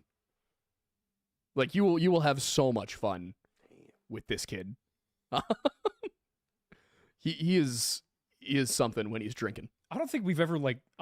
You probably have. I don't think I've ever Years. gone out with Tommy. New Year's. Did we go out? We didn't go out, No, we didn't go out. but we hung. We did. They hung. Yeah. Well, we did call They him. are hung. We did call him. They hung. His nickname in college, or not college, in Hung high school. Tommy, dude? No, it was What? 10-inch. Oh, 10-inch Tommy. this is Tommy the Salami. 10-inch, 2-phone, 2-shoe Yeah, fucking Tommy, bro. Yeah, there was we had what else was there? There was the squash team also had a 1/4-inch Kyle. Jeez. Yeah, that was rough. I probably resonate with Kyle. but Might have a Yeah. little more. But yeah, anyway, I did want to take the little side route because I was curious about the tequila thing because I know whiskey pretty well. Like I know the process. I know what makes different whiskeys different. I know enough about whiskey to get me by. Like Yeah. When I do a class, like for Yeah, your dad and them, that like I knew enough to just kind of like. Yeah. This is that. This you is why. and I are probably around the same when it comes to whiskey. Like you probably know about as much as I do because I'm a casual. But for me, it's like I get it. There's if you age, whiskey gets aged for decades sometimes. So you have a 20-year aged whiskey. It's going to be very woody. It's going to have the flavor of the barrel. It's going to have some charcoal in it. It's going to be a lot more of the flavor of what it was aged in. And it's also going to be a lot more tame on Yeah, the it's going to be alcoholic. very smooth. Yeah. Very smooth. Dangerous. But you do a bare minimum aged whiskey like a 4-year because that's what caught me off guard. Because you saying that the longer aged tequilas are aged for a year is Not like even sometimes. So it's the extra añejo that are past a year. interesting. Yeah, But because it's weird because like I'll get some añejos and they'll be like, yeah, it's 8 months, and I'm like, that's not even a year. But that's just I don't know. They have their ways. Regardless, it's Yeah. good. Like Yeah, the it's- tequila, as long as you stay away from the additive tequilas. We'll have to have you stick design to a list. additive free. We're gonna have to have you have a list of Celso's approved tequilas. Fuck that, bro. I'm gonna just have them on my shelf and y'all can look. Okay. Amazing. No. It's I can do a list. The problem is, like I said, We'll, like, we'll dude, do it. We'll do a tier list. We'll do a video with you and Like have I you said, be like rank your The tequilas. issue with tequila is sometimes I'll be like, yeah, this is a good tequila, and then the one day I have it and I'm like, oh no, they're keeping up. Like I know the minute they start like we're Yep. keeping up with demand, yeah, because I'm like, oh, fuck, I can taste the shit. yeah. It's Where are you on the blended versus single malt Scotch debate? the fuck is Scotch? Incredible. he's too dark for that. Didn't you see? God, Bro, I like my stimulants. Tequila, by the way. tequila's a stimulant And now. mezcal is the only alcohol that is considered it's the only alcohol that's considered a stimulant. Really? Depressant. And and like I said, if you stay Ah. with the additive, if you stick to the additive free tequilas, you're gonna have a good time. Yeah. See, with the whiskey, the whole goal is depression. You want to hate yourself. Dude, I feel offended right now. I'm Irish. The Irish fought in Mexico with us. Get Mexicans and Irish people together and have them party with their various liquors and see what I'm gonna happens. tell you right now, Irish and Mexican are cool as fuck with each other because of the Mexican-American War and just Yeah. the oppression that was going on with Irish people Mhm. in America at the time. And Mexico was like, just fucking come hang with Yeah. us, dude. Here's a town. Keep it. Like I feel like There's the reason why we all get along so well. I feel like a Two Aidens, an Irish name. two If Aidens. we gotta get big groups of Irish people and Mexicans together and Aidens ply and them with Celso, alcohol. Freak ass name, bro. Yeah. So good. Oh my gosh! All right, next. All right, yeah. So we have more questions coming in. So Elena de Howler Werewolf Queen for $4.99. Not Green. Not green. Dude, you've had 1.5 drinks. No, it's the headphones. I'm gonna trust that the audio Yeah, is I okay. thought at we this were point. supposed to dude, I was at my job gaming, like, yo, they probably want me nice and loose for this. Amazing. She says, still trying to figure out where to send mom's werewolf costume video. Should we send it to your email? I'm going to say the answer is yes. to Yes. that. Werewolf costume video? I think it was something that was asked that we just said okay. Okay. So yeah. No, there are so many things that are said to me on a daily basis that I Yeah. forget 98% of them. Yeah, for better or worse. Flaw for $4.99 says, I think I know who that is. the Aiden's real height when? We can give it to you right now. Yes. So well, here's the thing. On Friday's Helldivers stream, Hell Drinkers, one might say, because we drink every time we die. Yeah, it's not a good time. It goes downhill very very quickly. Shocking. Did I see you 2 Fridays ago? All you had to, I don't know what I had for breakfast. that's today. fair. So I was gonna say I thought I did see you though. That's the thing. Is I like did, and I was like, oh, hey. I don't know. I was plastered. I was not doing well because I died so many times. I drank half a bottle of whiskey in doing so. So I learned that you don't do that. But this last one, we added something where people can pay a super chat to say a sleeper word, and somebody else in the squad will kill me instantly. Like, I don't know the word. I didn't decide this. This is something that they decided. I'm not complaining because it makes me money. So wait, so how's this relevant to our real height? Yes, for one match, the sleeper word was just anything calling me short. Interesting. Yeah. First of all, you guys know I'm the short one, right? Oh, I told them that. They're both short kings next to me. Oh, listen, you're, like, tall. Yeah, like Wow. like Good insult, Aiden. he may Yeah, you beanpole. he may be 5'9". Because I'm a beaner, I'm a beanpole? Oh, okay. I'm glad you picked up on You it. said my back sweat next? Like, yeah, it's fucking hot in here, man. Incredible. Oh, so the next super chat. It's bad.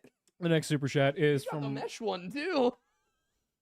I'm sitting here in Amazing. the solid back chair. the next one was Mason for $1.99 saying, "How tall is Aiden?" I'm 5'9". And I'm 5'6". I got them corgi legs, which you does can got see them in this camera angle. He got the dumper though. They're It's including their literally- size doesn't- in that. It doesn't by make the any way. sense. I have a normal sized torso. My legs are just really small. Mm-hmm. But somehow I'm still like relatively quick, like Yeah, in you sports and stuff. Must have been And bred in for bed. hurting. Probably. Was that what corgis were bred for? Yeah. There we go. Horses specifically. I heard horses. Yes. You know, back when I thought the patriarchy was all about horses. Speaking of which, they can see The it. reason I joined the cavalry was because I thought they were all about horses. Yeah, Celso got into the cavalry and he was very disappointed. What the fuck is this 8-wheeled fucking thing? It's not a horse. Amazing. So the next question was from Brian Howe for a Canadian $5 saying, "Are you familiar with the Earth Chan meme where it depicts the Earth as an anime girl who is self-conscious about her bust and say, 'I'm not flat'? I've heard of Earth Chan. I didn't realize that was the scenario. I like Do you a think I'm high girthy, enough up curvy that jumping Earth. would kill me? Not from this height, unfortunately. I'm Next familiar time. with that meme, by the way. I'm not gonna lie. When I first read Earth Chan, I thought you were talking about Earth Ball, like all the little ball planets. That like thing. bowling ball? Yeah. I miss those. Yeah, they were so fun. Those were the days. But yes, we are familiar to some degree, but not enough to know that that was a thing. Anyway, moving on. Moving swiftly along. Swiftly along to Elena de Howler, Werewolf Queen. Now that I have the headphones off, I can say it properly. Put this towards your mental health and well-being fund. You need it after this conspiracy theory. It was $9.99. Thank you very much. Yeah, it's I will be spending several more hours tonight on it, and then I will be spending all of tomorrow on it. Yeah, it's not going to be fun. Anyway, moving swiftly along. Magdalenus Rex, that's a sweet name for $5, says, "If you're doing Freemasonry, could you discuss morals and dogmas? I know it's not Boy. I know it's not satanic or whatever BS, but it seems to worryingly puffs up Gnosticism." We'll see how much I can really go over in the first Freemasonry video we do, but we will definitely go through a good chunk of that stuff. I will give the origins of Scottish and York Rite for sure. The thing is that Morals and Dogma is a book that even most Freemasons haven't read. It's dense. I know precisely, I know exactly what people are talking about with the Luciferian issue. The Gnosticism thing is definitely, I'm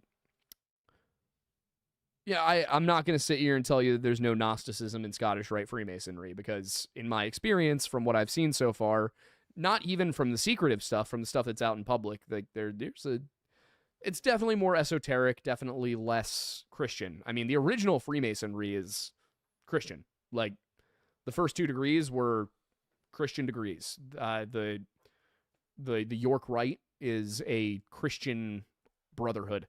Yorkshire pudding, bro. Yes. So yeah, there's definitely some weird little stuff. I'm gonna go through all of the degrees. It's a different process than the York Rite degrees are very, like the Royal Arch degrees, are very hands-on. You're involved. Scottish Rite is a lot more plays where you're just sitting there watching and learning a moral lesson. But then once I go through all 32, I will be doing a deep dive into Pike. I'll read the whole book. My hope is that by that point it'll probably be a few years down the road, and I'll have time to read a 500-page book. And you barely have time to read just like I don't have time to read for pleasure at all right now. No, not even close. So, okay, the next one is from The Freak for $2, saying, "I found a place worse than Ohio. Sadly, I'm serious." Is it New Jersey?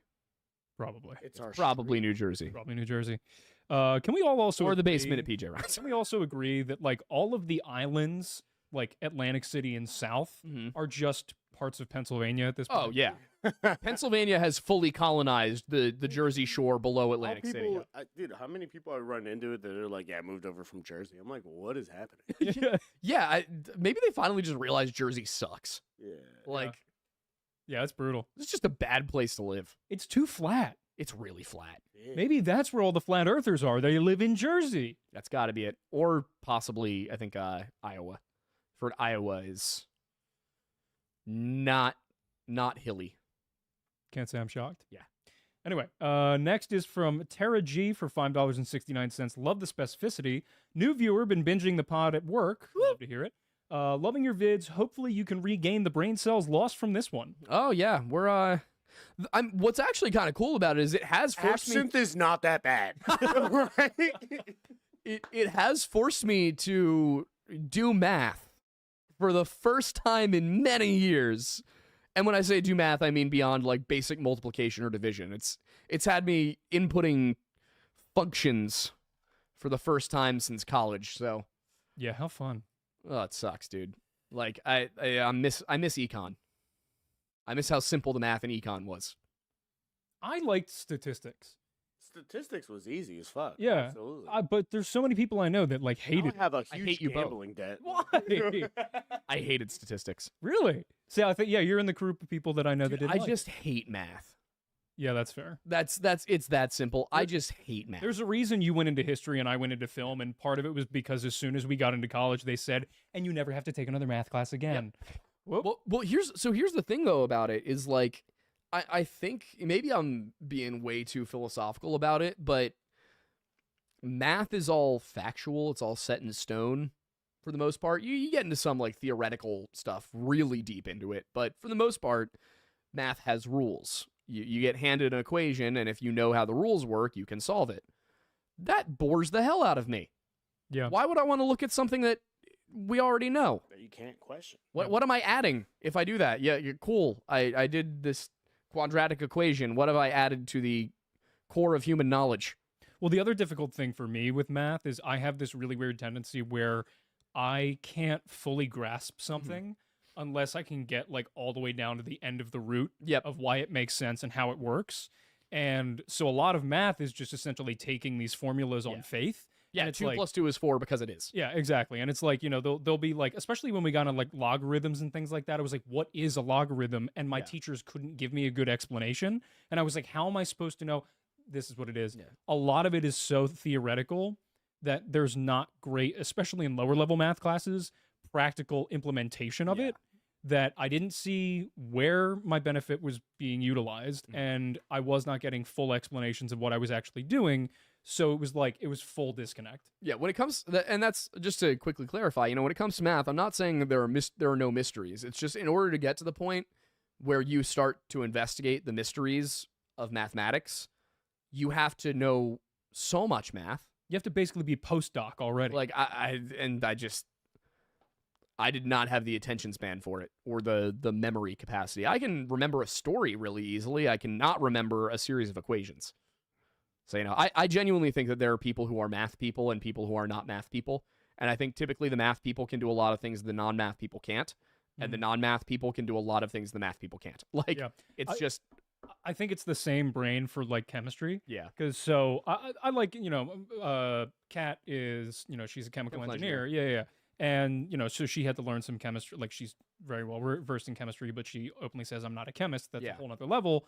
But like, so the other night after we got back from Lowe's, because we're prepping for her moving in or whatever, a discussion came up when we were like getting food, and it was like, oh yeah, like what is this? Because I often just think of questions that are chemistry related. I was like, oh yeah, what is like this molecular structure? And she was like, that's organic chemistry. And she's like, I haven't taken that in a while, but it is like crazy. And I was like, I've heard a lot of people say that organic chemistry is brutal. It sounds really interesting. So we went back to my place and we threw on Crash Course Organic Chemistry. Old YouTube. Oh yeah, old YouTube. We got 4 episodes in before I had to shut it off because I was so angry. Why? Because the nomenclature system is so frustrating. I fully understand now why anybody I've ever met who was in organic chemistry wanted to rip their hair out, because there's weird prioritizational structure within like how they name certain things. And then also there are numbers that are added into the names and then prefixes and suffixes that are added to specific elements of the names, but then they have to be rearranged based on the prioritization of certain elements within the named structure. I never figured out the difference between like an "ide" and an "ite" and like an "ick."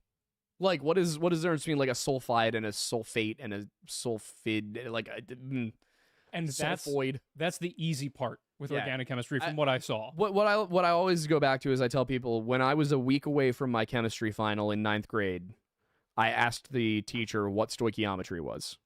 Stoichiometry is the core mathematical system of chemistry. I asked what it was a week before the final. She looked so upset. She looked even more upset when I got a 93 on the final. I don't know how I got a 93 on the final. I have no idea. I got halfway through the radioactive decay section and wrote "I tried" and moved on. That's where I lost half the points I lost on the entire exam. I don't know how to do chemistry. I just got lucky. Amazing. I got a C in the course overall. So what was your like least favorite class or subject when you were growing up in school? Probably chemistry. Chemistry, yeah. Which is, like, I always think about it because I'm like, dude, how could I've sucked at chemistry, but then I'm like, when I'm making drinks and like experimenting in the bar and then the kitchen, it's like I'm measuring shit, dude. I'm like, I'm not just a pinch of this, a pinch of that. I'm like, no, it has to be exactly this amount. It has to be exactly 12 jalapenos. It has to be exactly this. Like, it's like... Yeah. I think that's the problem is with the hard sciences, the way they teach them to you in high school is like, here's how all the math works. No, have me bake bread and then explain how baking bread works to me. If you gave me a chem lab and told me this is what I had to do, that's what I'm failing at. But if you gave me a chem lab and a bunch of stuff and told me what they all did, I'd be like, well, I want to see what it does when I do this. Yeah, they try and teach you like the basics. And I think that's why I'm better as a mixologist and like cocktail creators, because that's what I'm doing. I'm like, I'm really curious what happens with this and that, or why does this work? And I'm like breaking it down, like breaking a drink down, because I'm like, I would never have done, I don't know, let's say pickle juice and something. Like I'd be like, dude, let me check that out. Whatever. Why does that work in a drink? You know, you have a video that you took. I have a copy of it, of my college apartment. You and DeVille are sitting on the couch, and I'm taking a shot of vodka, chasing with pickle juice, and then dancing back out of the frame. Oh, that's right. Yeah, Like- yeah. I'll show it to you. I'll find it. And we have more super chats though. Come on, Yeah, well, we gotta real, move. real quick to wrap this up, I think the interesting element that you just brought up is that the way they taught it to you took out essentially all of the exploration out of it, all of the adventure. Whereas with the bartending element, you still get that. You still get to kind of explore on a daily basis. Whereas like if they had kind of let you, with safe materials, just kind of explore in chemistry a little bit, and then start from that perspective, and then as you go, teach the other elements of like, okay, well, this is why that worked, and this is how that applies to other things, or whatever. It'd be cooler. When I was homeschooled, I loved chemistry. When I went to school, I hated it. Yeah, Like it's how you teach it. And I'd say the same thing about history. But next one. makes sense. All right, so Ryan Howe for Canadian $5 says, fun fact, hardly anyone in Columbus's time thought the Earth was flat. However, Columbus himself believes the Earth was teeny tiny and shaped like a pear. Yep. That was accurate? Damn. I don't know about the pear part, but yeah, they thought the Earth was much smaller back then. Well, not actually. Here's the funny part: most people didn't. That was Columbus's hurdle, was convincing people the Earth was smaller than they thought it was. Like the number they were using was 252,000 stadia. Yeah. They were using 25,000 miles, and Columbus had to be like, no, it's less than that. That's wild. The whole idea that Columbus thought the Earth was flat and that we were going to fall off of it if he went too far is a medieval invention. Wild. Yeah. The next one's from Totally Not JMO for $5. Thank you very much. Saying, will I find the land of milk and honey? Perchance I already have. I have been walking in and around the earth, all in search of milk. I look for MILFs, bro. Where you at? Yeah. You and Luke need to have MILFs Cast as your backup show.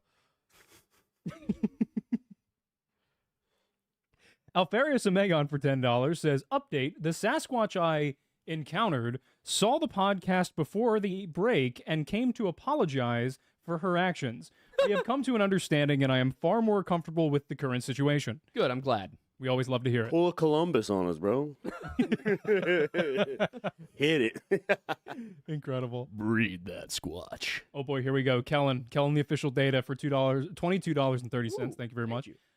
Is coming out here saying, I'm whistleblowing on the government, and I have to confess that I've been part of the conspiracy that the Earth is in fact a globe. And there is a difference between magnetic north and true north. I'm sorry for lying to you. Kellen, how could you? You know what? I can't believe you would lie to us like this. This is just horrifying. I mean, Kellen's a Fed, so he has to be telling the truth, as we all know. Yep. Yeah. Amazing. The Earth, the Earth is thick, as we all know. Shit, thick. The funny thing is, like, there is a legitimate difference between true north and magnetic north. Like, that's that's a real they're thing. not aware of that. The flat earthers, they don't get it. Also, something you're hitting is making the screen go black. Yeah.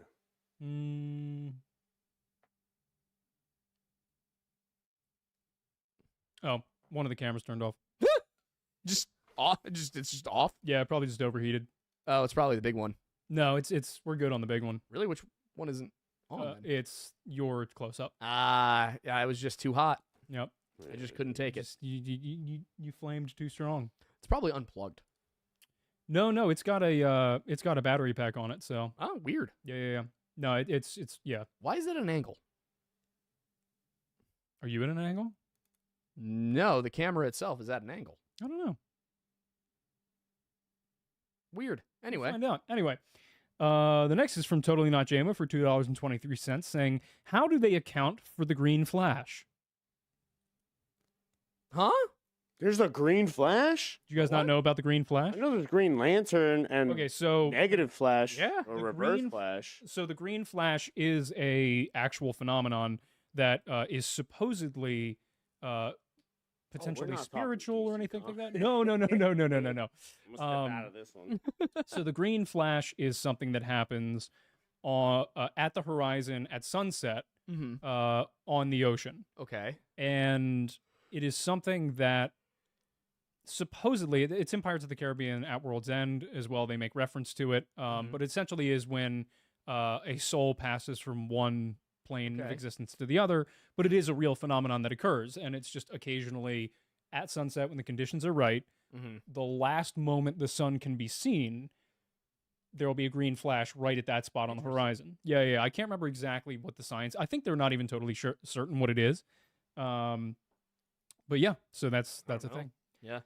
So I guess that's where. I mean, the worth thing looking about into. most flat earther arguments is that they don't actually boil down to an argument, but rather a straight up denial or questioning of an objective fact. And then they'll just ask questions about it, and you're like, okay, dude. Like, sure, nuclear bombs aren't real, whatever you say. Like, So Dusty Bauer became a new member. Thank thank you. you. And then while you answer this following question, I'm going to see if I can turn those cameras back on. Skeletal Mesh for a Canadian $5 Name. says, something I hope you comment on is how this is probably the most inconsequential conspiracy theory ever made. So, first of all, I'm going to laugh if Aiden has to climb under the table. But second, I think on its own, flat Earth is pretty inconsequential. Like, obviously, if the Earth turned out to be flat, nothing about our lives would really change. But a lot of people who are flat Earthers don't believe in it just being a singular conspiracy. They don't believe that it is just. I'm trying to think of the best way to say this, but a lot of them think that this is much deeper than just the government is hiding the Earth is flat. They think the government is hiding free energy resources in Antarctica. They think the government is hiding secrets about the stars. They think that there's all sorts of spiritual stuff going on. And this isn't all flat Earthers, but it is a large group of them. So while the Earth being flat on its own is not a huge deal, it's just kind of silly. The stuff that gets attached to it tends to be worrisome, to say the least. You get like Eric Dubé, for example. We'll get into this, but like, I haven't fully read through the section yet, but based on the section titles alone, somebody appears to be arguing that the Holocaust was just misunderstood. So like, the kind of people we're dealing with here, you've got some who it's very inconsequential, and you've got others who you're like, oh, you're a bad person, and you're using this as a way to get people to question one thing so that you can lead them into questioning something else. And that I think is the core problem with it, is you tell people the Earth is flat, and you use all of these really bad arguments to do so, that you have to be somebody who is as stubborn as I am to track down why every single thing on a list of 200 proofs is wrong. And they'll start there, and it's, and a lot of the time, it'll start with the moon landing. And then they'll go to, well, we didn't land on the moon because you actually can't get out of the dome. And then, well, why are they hiding the dome? And from there, they start to have you question other stuff. They're like, well, what about these parts of the mainstream narrative? What about these? And it tends to lead towards the denial of certain events, or the argument that certain events did happen, but they were good. It's whenever you go to a flat Earth website and you see like the globe conspiracy, proofs the Earth is not a spinning globe, Zionism, the truth about Hitler, you have a feeling that maybe things are not going a good place. And this is all on Eric Dubé's website. He's a vegan too. Horrific. Oh God. I mean, Also, by the way, I figured it out. So those big battery packs that are sitting behind the cameras? yeah. So just learned that when you turn the cameras off and then turn them back on, doesn't always register that it's connected. So it didn't realize there was a battery pack? Correct. So Got the power was not actually flowing from the battery pack. So Gotcha. Okay, well, now we know. Now we know. But yeah, all three cameras are back. They're back and running, so we're good to go. All right, take us through the next ones. You got it. So Ryan Howe for a Canadian $2 says, "Will you ever talk about the Nazi moon base theory?" Probably when we do the moon video. Is this? I was not aware of this. There's this conspiracy theory about the Nazis having a base on the moon. Now, The moon is a Nazi base. That's what it is, bro. So the first picture ever taken from outer space was taken by a V-2 rocket, but it was taken in 1946. Yep. That was it. Yeah. Okay. Fair enough. What else we got? Miss Mori for $2 says, "Haven't laughed this hard since February. Missed you." Good. We're Glad to do it. We're glad that we can bring back some joy into people's lives. 'Cause we do enjoy this quite a lot. I also don't know which camera to look at all the time. Like sometimes I'm like looking at that one, sometimes I'm looking at that one. Yeah, I generally like Right with the right now for sunglasses. you it's that one. It's going to be either the center one or that. That's why the sunglasses Gotcha, work, you know? gotcha. Yep. Yeah, you'll see if you ever want to check. That's why that monitor's there, is because, you're good. Anyway, next is Daddy Falcor for $5 saying, Name. it is a name. What about the conspiracy that nukes as well as dinosaurs are fake or a hoax that's getting popularity right now? All of this ties into the flat Earth stuff, believe it or not. Like the flat Earth stuff seems to somehow put itself at the center of all the weird shit. Yeah, so the dinosaurs weren't real thing. And this is the other thing is like a lot of the time they'll use the Bible once again as an argument, and like the Bible doesn't mention a lot of things. That doesn't mean they didn't exist. Like the Bible doesn't mention Ireland. It was there. They're like the most Catholic ones. Yeah. Jeez. Yeah, Yeah. the Bible doesn't mention anacondas. Doesn't mention let's see, what's something like really simple. The Bible doesn't mention the Atlantic Ocean. Well, I guess considering a majority of what happened was happening around the Mediterranean Sea and not much beyond that, it makes sense. Exactly. It's people will be like, "Oh, well, it's not in the Bible, so it wasn't real." And it's like that's not how the Bible works. Yeah, some things just weren't relevant. Yeah. It's the same thing as people Not thinking gonna go to Ocean City. 'Cause- what the fuck? people are like, in the Middle Ages, nobody drank water. They only drank beer because the water was unclean. And it's like, Dude, are you looking for an excuse to just fuck up your liver? where did you even hear that? And what it boils down to is like, well, nobody writes about drinking water. And it's like, nobody writes about drinking water today. Yeah. No, nobody, is sitting there writing their autobiography and they're like, and each morning I drank a tall glass of ice water. Like, I'm gonna start doing that now. just every day in your journal in day one. Maybe that's the one reason I'll start using Twitter or X, because I just don't use it. Yeah. Okay. Next, moving on, is Mental Hedgehogs for $5 says, Woo. "Do you think Bigfoot has kin on the moon, and are things still strenuous between you and Bigfoot? At best, also milk." Yeah. So, we're gonna investigate the moon squatch. We got to know for sure. There's got to be a reason we haven't been back, right? I'm thinking moon squatch. There's a moon squatch? Yeah. Don't you know about the moon squatch? No. Amazing. So, yeah. I mean, I don't think there's Sasquatch on the moon. That seems unlikely. Now moon squatch. Listen. We can talk about Mars. That could be a different thing entirely. There could definitely be some Squatch on Mars. Squatch go to Mars, women go to Venus. You know how the thing is. When I was in high school and we were making short films together, and I know I say this every now and again, but genuinely, if somebody had sat us down and said, "You are going to be working as a business together, and you will frequently talk about Bigfoot," and listen to him say the word, "We can talk about Squatch on Mars," that will sound fully normal and almost just like boring with how frequently you cover strange things. I probably would have believed it, but I might have had to go home and just like sit down for a little bit. Moon squatch, Mars squatch, who knows? But what was the other part of the question? The other part was, are things still strenuous between you and Bigfoot? We're currently in litigation. I am not. I'm advised by my lawyer not to say anything. The only updates we're allowed to give is when we generally give them in early elements of our Friday videos, Yes. for legal purposes only, of course. Yes, our representatives at Morgan & Morgan have advised us not to comment on the ongoing Squatch trial.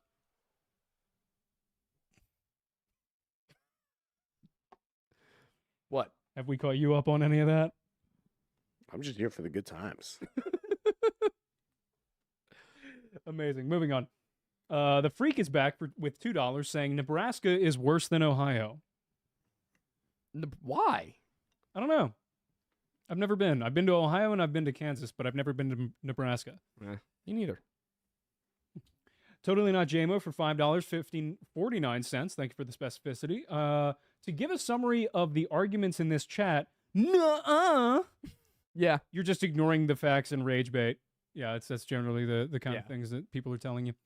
Phantom Maniacs for $5, thank you, says, would you ever do a video on why Freemasonry isn't satanic, given the debate you kept having with that one guy on Twitter? He Yep. called me an anime bot. Interesting. Sorry he did that to you. Yeah, that guy had problems. He had some significant issues. He kept like it said something about being like former Navy intelligence or something, and I was like, that probably isn't true. If I got booted for depression, I'm gonna get the feeling your narcissistic personality disorder probably got you kicked out too. But yeah, so that was the whole thing. I will, when we do the Freemason video, I will go into. I'm not gonna go into here's why Freemasonry isn't satanic. I'm basically going to go into why all of the arguments that Freemasonry is satanic are bad. Because the funny part is, like, you could call Scottish Rite Masonry a lot of things that aren't the term Christian. You can't call it satanic. Like, calling it Satanism shows that you haven't even done the slightest amount of research on it. Like, Satanism is not the term to use. It's, esoteric, sure. Gnostic and could fit, but satanic, no. And then you'll have the people who are like, well, anything that's not Christian is satanic, and it's like, no, there's a difference between intentionally worshiping the devil and not being a Christian. Those are different things. So yeah, we'll get into it. Excellent. Next is from Cedar for $7.77. Again, love the specificity. My driver's ed teacher was a huge flat earther and spent most of our class time showing us flat earther YouTube videos and arguing with everyone. But did you learn to drive? Like, You have your license, yes or no? but can you parallel park? Did you grow up thinking Columbus fell off the earth? Probably yes. Oh, jeez, that's terrifying. Yeah, that's horrific. All dragons are sluts for $10.31. Love this. Yeah, they are. I can't wait to see what your show Dude, is. my first crush when I was a kid was the dragon from Shrek, bro. Are you kidding me? Rule 34 got me by. Did you my buy? God. This feels so. Dragon from Shrek, thick. This feels so reminiscent of nonsense time. It's not Oh, even yeah. funny. Yeah, and I'll happily report on whatever the show ends up being because I'm gonna be the one running it for you. So whether I'm on it or not, I'll be in the corner just doing this. So this is gonna be entertaining. I might have need one of these whenever we do it. Yeah. Oh, I'm not just making it for the get. I'm making you a drink too. Whoever's there and be like, oh, I guess I got to make 4 drinks today. Amazing. Love it. Next up is from we never got to all dragons from sluts. What was the question? It wasn't a question. It was just flat earthers make my brain go brrr. Yeah. Yeah. I don't blame you. It's frustrating. Next is Echo Warrior for $49.99. Thank you very much. Thank you. Saying, just got to know, did that guy Mattis was going at it with accept an invite on the debate? The beyond top secret guy who has probably been wearing a tinfoil hat for his whole life, just saying that would be funnier to watch than a stand-up comedy show.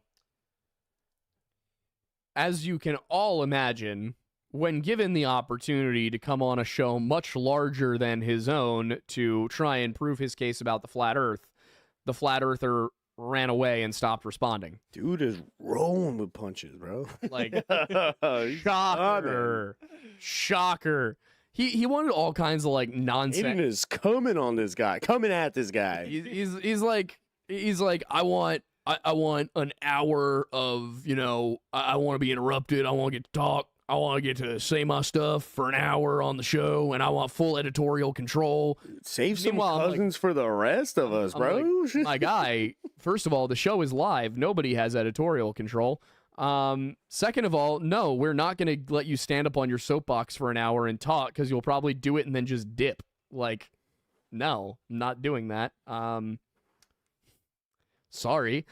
So yeah, I gave him realistic terms, which were you can come on the show Or on him. and do the show the way we normally do the show, or you cannot come on the show. Which Or I feel on like it. the way we generally do the show, if you couldn't tell, is generally pretty free form. Yep. And the thing is, like, even we have had people on to have debates, they've been friendly. Yeah. Like, if I feel like I can't be friendly to somebody, I don't bring them on the show. What was a recent debate show that we had? God, I'm trying to think what even the last time would have been. I know Zertis was probably the last time we had like a genuine debate. Although we did have me and Missing Enigma were arguing about Charles McCuller. Yeah, that's what I was thinking about. Like, I felt like there was something that Nick and you went about Yeah, it with. but like I ended up agreeing with him at the end of it. Yeah. I was like, all right, you changed my mind. You're right. Yep. Next up is from Totally Not JMO for $21.38. Thank you, and again, love the specificity. Also, Bussy Boys in chat, I will recommend the show Welcome to the NHK. It's a great show that talks about depression, anxiety, and conspiracy. All right. It's not really this type of conspiracy, though. Also, Berserk will be read by Mattis. Yes, I'm supposed to read something. Berserk? Apparently, Berserk. An anime Yeah, manga manga? or something. Yeah, apparently I'm It's okay. You said yes to reading an anime? I forget why. You got to do the voices, dude. Like, There was a reason. I'm impressed that any of you got him to say yes to I think that. it was a monetary thing. Oh, yeah, that'll do it. Ryan Howe for Canadian $5 says, remember the other creationists were attacking Ken Ham because Ken mentioned the Earth was round in his evolution debate with Bill Nye. the science guy. Bill. You know, Bill Nye is not a scientist. He has a bachelor's in mechanical engineering. The whole Bill Nye the Science Guy, he was like picked up from being a. All right. What we're not about to do is disrespect Bill Nye. All right. See, here's the thing. He got my teacher through his hangovers by playing his videos. I never in my entire school career saw a Bill Nye video because I was homeschooled during the period that he was like. There's a reason why he's not like called on a lot of these Yeah. like videos was an or actor. movies because it's like he's an actor. definitely a scientist. It's like they'll call what's the space guy again? Neil Mike deGrasse Tyson? Yeah, Neil Not deGrasse. Mike Mike Tyson. Why did I say That's that? a. That's horrific. I got Tyson. Oh, you know what? You know, what? It's the reason why they call him because he Yeah. is an astronomer. sorry. Canonically, in How I Met Your Mother, in the How I Met Your Mother universe, Mike Tyson becomes a senator. That's amazing. Yeah. Yeah, I you know said it what's- because I've been we seeing have- all of the things about him going to absolutely destroy Jake Paul. Uh-huh. Or which Paul person is it? I think it's Jake. Is it Jake? Yeah. Both Jake's the of them. boxer, right? They both kind of are. But I think the older Logan was like not really cutting it, so he went Yeah. to wrestling or something. Yeah, I think he went WWE. Which, like, honestly, vibes. Speaking of How I Met Your Mother, we have How I Met Your Mother trivia. Yeah, I was- Oh yeah, I told told this him he's week. got to come. Yeah. When is it? This Tuesday. Tuesday. Why do I feel like I need to do something Tuesday night? Yeah, you got to come to trivia. I'll see what I'll see. Like something is. I feel like I have a conflict. Fixing Tuesday my night, shoe. but I'm like- I will see. Fair enough. Next Next not up a is from flattering angle on the camera. Yeah, got that. Totally Not JMO back at it again for $2, saying Archie Awu, please, Matt Tosi. I will have to bring him in here, but Yeah, we can we'll get him in at the end. Agamemnon's Gym Bag for $2.23. Love the specificity. Saying, glad to see you all back on Sunday nights. Thanks. We are back. and it is Sunday night. Tickling me, bro? I didn't mean to. You'll I know at it when I mean TJ's to right tickle now? you. And then, True Venus Blue Cubes. That's a hell of a name. That is a. For Canadian $5 says, hi from Canada. Just discovered your channel yesterday. Love it. You need to look up the Springfield 3. Insane case. Keep up the great work. I can look at it. Is there like anything even remotely related to like the Yuba County 5 style? I don't know. If it's unsolved, we can look at it. Yeah, I What guess about we'll find the out. Blue-Eyed Six? No, I'm just in Lancaster. You talking about my ex?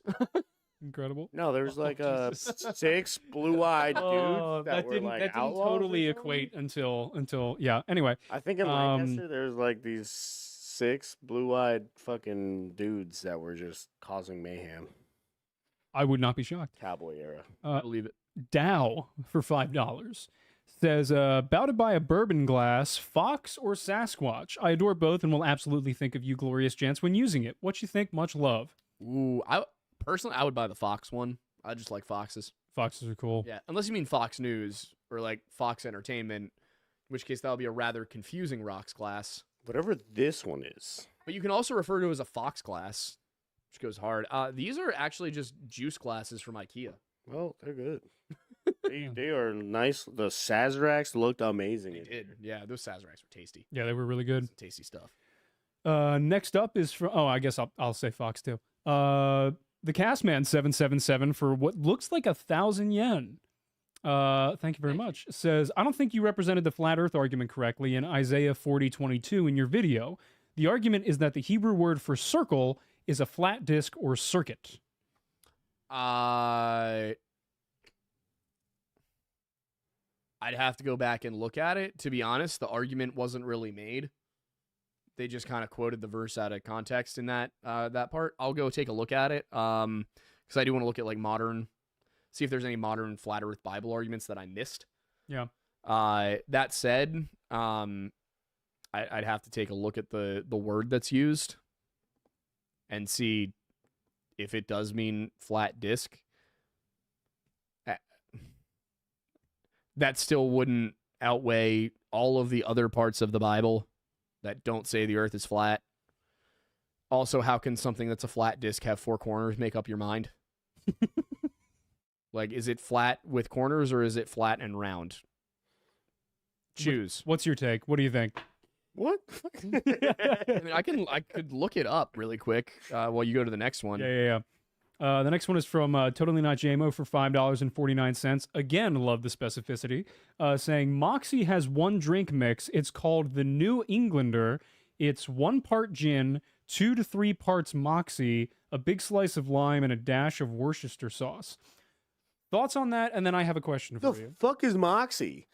I have no idea. So, I have a question for you.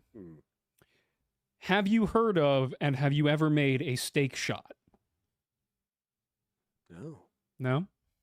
So, my buddy from, he's more my friend's buddy, but so I was on a road trip with a buddy of mine back in college, and we visited his friend in Montana because it was on our way back because he went to school in Utah.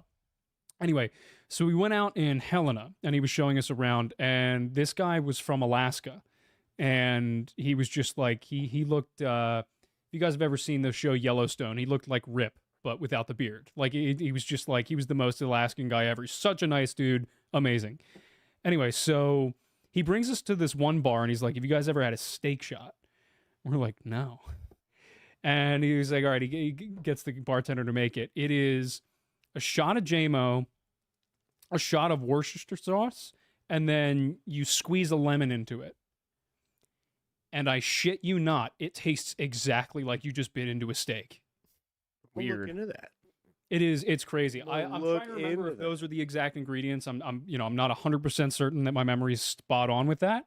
But it was crazy. My buddy and I were looking at each other like, who thinks of Hear this? me out.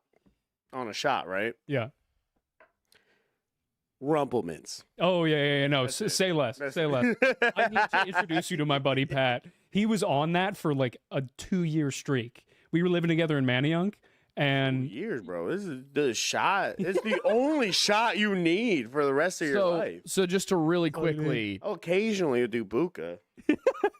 I just put it into to Google Translate, and it gave me a number of different ones, which are circle, class, ring, orb, sphere, tropic, horizon, boundary, and party.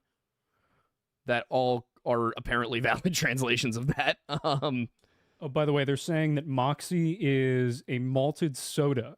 It's big up in the Northeast. We live in the Northeast. I guess we're not Northeast enough. I guess You we're mean like technically Malta mid-Atlantic. from Goya? I pasted the Hebrew text into another translator, and it came back as German, Interesting. even though it was Hebrew script. Interesting. All right, so I don't have Hebrew, that's why. Somebody in the chat was just like, no, Rumple. The juice, dude. Dude, the juice. The juice. Rest in peace. Next up is Miss Mori for $2. Thank you very much. Saying, tequila tier list with Celso and Wendigoon. When? Ooh, That'd be wild. that would be a solid one. Wendigoon, I don't think he's really a tequila guy. he's not really. Yeah. Wendigo. He's not really much of a drinker. Period. He's one of our buddies who's a much bigger YouTuber than we are. Yeah. Antisocial for $10, thank you, says, hi, Lore Lodge, I know this is off topic. It's okay, so is most of the show. But given that you're a Freemason, what do you think of Manly P. Hall and Albert Pike? Because people use this to claim that the Freemasons are satanic. Dude, I can Thank you. get down on manly pee holes. Oh my god. So, first of all, I'll say that almost nobody who calls Freemasonry satanic has ever actually read Hall or Pike. They've read like quotes taken out of context from their books. Also, it should be mentioned that Hall and Pike were both Scottish Rite Freemasons, and most of the books that people cite from Hall were written before he became a Mason at all. So that's kind of what I have to say about that. I always say the same thing. Show me the part. Show me the passage. Show me the booty.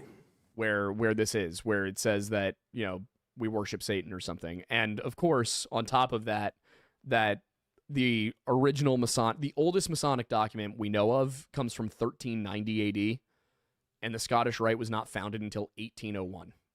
Oh, wow. So that is a solid 411 years of Masonry without the Scottish Rite. That's not a lot. I could do that in like 2 days. There's more Masonry pre-Scottish Rite than there is post-Scottish Rite. That's wild. Yeah, so it's, that's where I net out with it, is I'm like, sure, that's like me citing, Aleister Crowley as an authority on Christianity, I guess. Or Shakespeare in your best assertive coming at another YouTuber voice. Shall I compare thee to a summer's day? Amazing. No. The summer's day is not a bitch. You know what I've noticed about a lot of Shakespeare? What? Or at least a lot of the plays that I've seen. I haven't seen a ton of them, but I've seen like clips and things like that. A lot of it rhymes. But the one thing that kind of throws me off is that when you really like sit down and like parse through the wording of how they wrote it, the cadence that they speak with and the enunciation and the intention that they put on certain words don't match what the words are saying or implying, which I find interesting, because it's like, I don't know. Like, I need an example of what you mean. So like Hamlet's to be or not to be speech.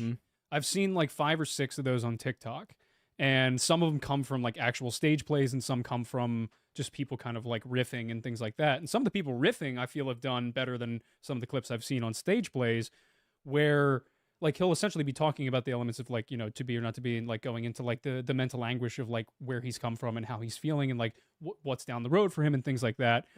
And they're kind of putting the emphasis on the words that I would expect would not be the underlined portion of the sentences. You did not study Shakespeare in high school, did you? Not a ton. Why? It's called iambic pentameter. Aha, interesting. It's partially a rhythmic tool, partially a memorization tool. I am surprised you didn't know that. Yeah, shockingly enough, we didn't spend a lot of time on Shakespeare. We spent more time on like This Boy's Life and One Flew Over the Cuckoo's Nest and things like that. I was too worried about falling off the edge of the earth. Like Exactly. Like, dude, this dude really fell off one day. Columbus really came over, screwed over your ancestors, and then had you worried about the edge of the earth. Gave us syphilis. 500 years later. It's Fucked incredible. our llamas. I'm like, yo, this dude really just fucking God, man, Columbus yeeted and banged my yeeted off llama. the world. Skeeted into llamas and yeeted off the earth. Oh my God. Jesus. Incredible. Shakespeare isn't trains. Yeah, that's why I don't know it. That's my problem. Exactly. That is horrific. Anyway, next is the Castman777 for 500 yen, saying, when you reach the 360th degree of Freemasonry, then you learn the truth about the flat earth, LOL. No, once you reach the 360th degree, you go back to the beginning. You've gone all the way around the circle. You've won. You're a super Mason now. You've prestiged. Prestige. I am a... Not the Damascus fucking pen. My name's Aiden. I'm a second degree fellow craft Mason, 4th prestige. Amazing.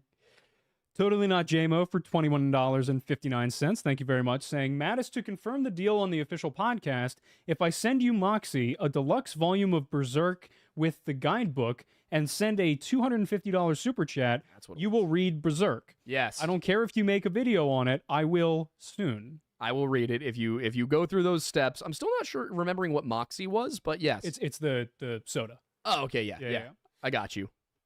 Killing the official data for $5.56. Love the specificity. The green flash is light being filtered by the atmosphere. It's not just over water, but must be very flat. That's Gotcha. it. Thank you, Kellen. Leave it to you and your background to be able to correct me on that. I appreciate it. Then James for $4.99 saying, also, so many Victorian scholars also kept trying to perpetrate flat Earth as a Dark Age medieval theory. Yeah. The amount of damage done by Victorian era historians and archaeologists is truly incredible. Like, every medieval torture device you've ever seen, they came up with and pretended it was an actual thing. Really? Almost all of them. Wow. Like, the Iron Maiden, not real. That weird little fork thing that goes right here, not real. Do we know why they made them up?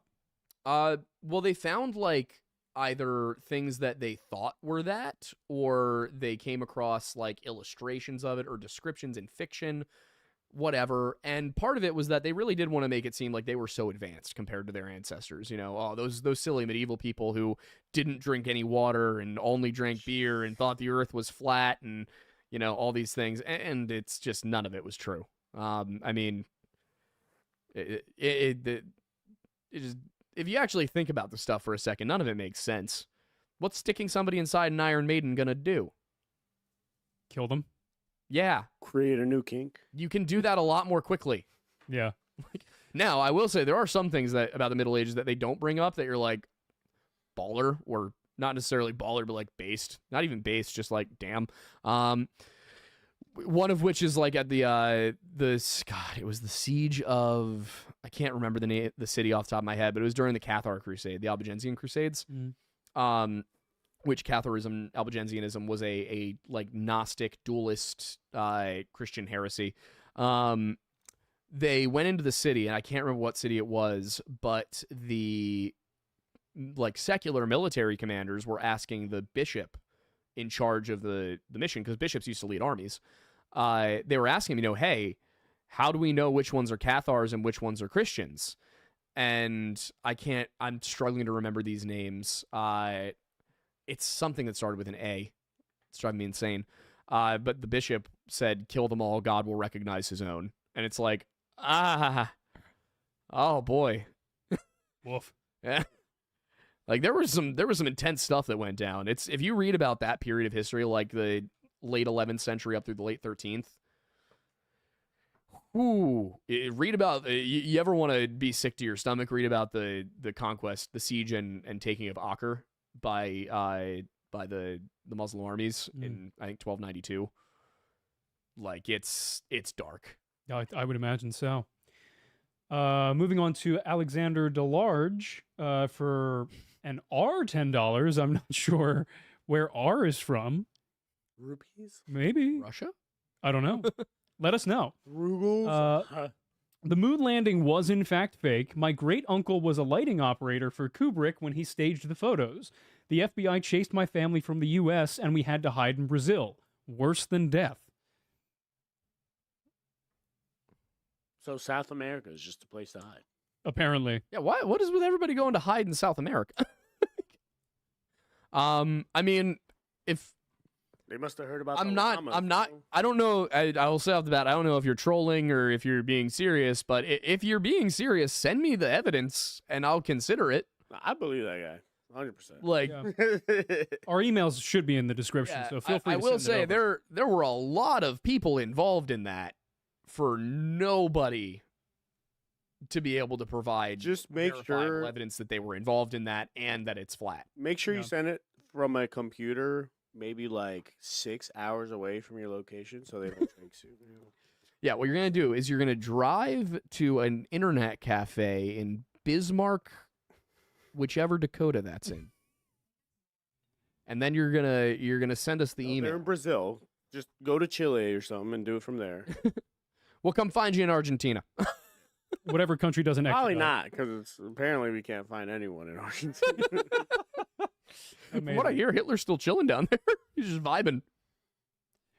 What, on like massive life support? I don't know. Did you see the when all of those CIA documents were released back in like 2017 or 18? One of them was like a document where the CIA was like, we think we might have found Adolf Hitler in Argentina. Well, yeah, apparently, like, even like some old dude died recently, and he's like, by the way, I'm Hitler.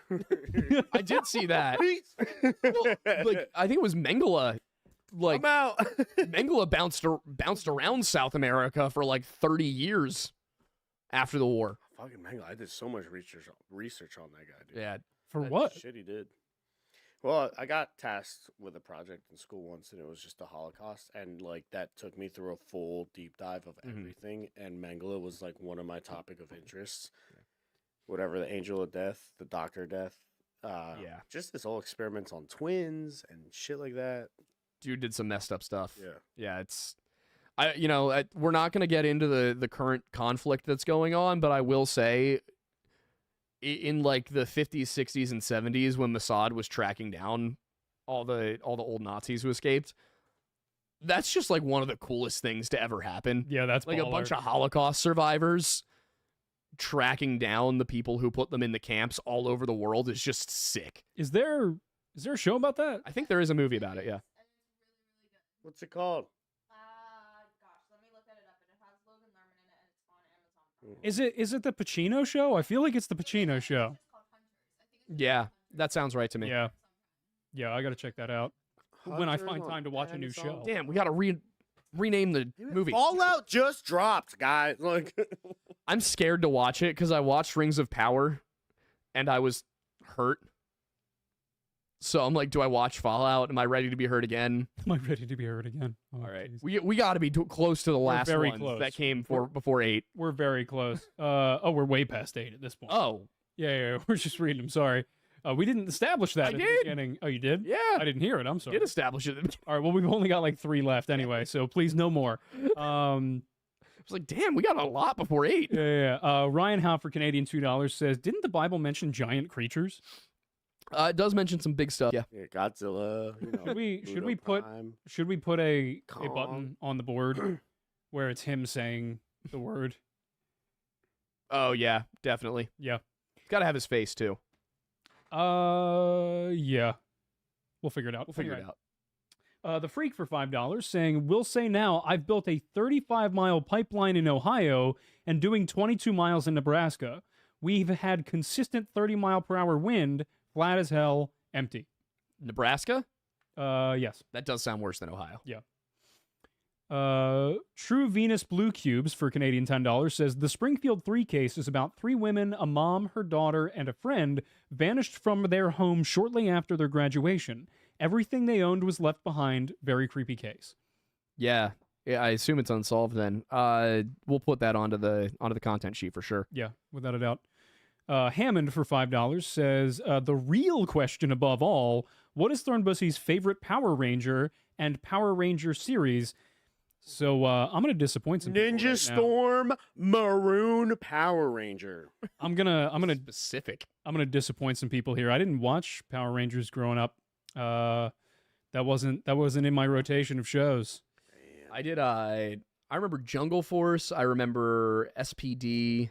SPD was a good one too. SPD, I think, was the one I watched Wow, the Ninja most. Storm was my favorite, and when the maroon and the navy blue Power Rangers came into play, Yeah, fucking maroon was my favorite. it's been a really long time. I do remember really liking the Green Ranger, probably just because green's my favorite color. Ooh, I did like I think Jungle Force was my what's it called? favorite though. Dino Thunder. was the Dino one, and then, Thunder. like, the white one. Oh, I remember Dino Thunder. His fucking like super form when Yeah. the spikes come out was fucking dope. Yeah, That's cool. the Zords and the Megazords. Obviously, you can't go wrong with the Mighty Morphin though. That was That was the classic. the starter. Did you ever see the movie where they got all the Red Rangers together to like go fight on the moon or something? Oh, every fucking time they had a new one, and it's Yeah. like, other Rangers coming in space. Which one's the one in space? Power Rangers in space. I Was don't also remember. one of my favorite ones. Yeah. And like I don't know what they were called, but they were like literally the counter unit to the Power Mm-hmm. Rangers, where they were just like these armored freaking Be so cool. That sounds every cool. color of the Ranger spectrum. I want Yeah. I want an R-rated gritty Power Rangers movie. I want it. Yeah, I want like blood With and sex gore. scenes. incredible. Yeah, for Not between the Rangers. I want to see one of them fall in love with an alien. those- go full Columbus style. We're just keeping it all. I want to see the robot from Mighty Morphins do some shit. Incredible. Yeah, for those of you roasting me in the chat right now for not having watched Power Rangers, I apologize, but I was so locked in on DC that there wasn't, other than like random. He was things into on politics Nickelodeon. from an early age. Yeah. I was on the hill every day at 5. No, for like DC comics and things like Batman the Animated Series, the Justice League Unlimited. What Young else? Justice Anything? was my favorite. Young Justice. DC show. I was such an elitist with that stuff growing up. I was so bad. I was so only child syndrome because I would think to myself, like, I wouldn't say it. I wasn't that much of an asshole. But when people would be like, yeah, I love Teen Titans, I'd just sit there and be like, why would I watch the B team when there's a show about the A team?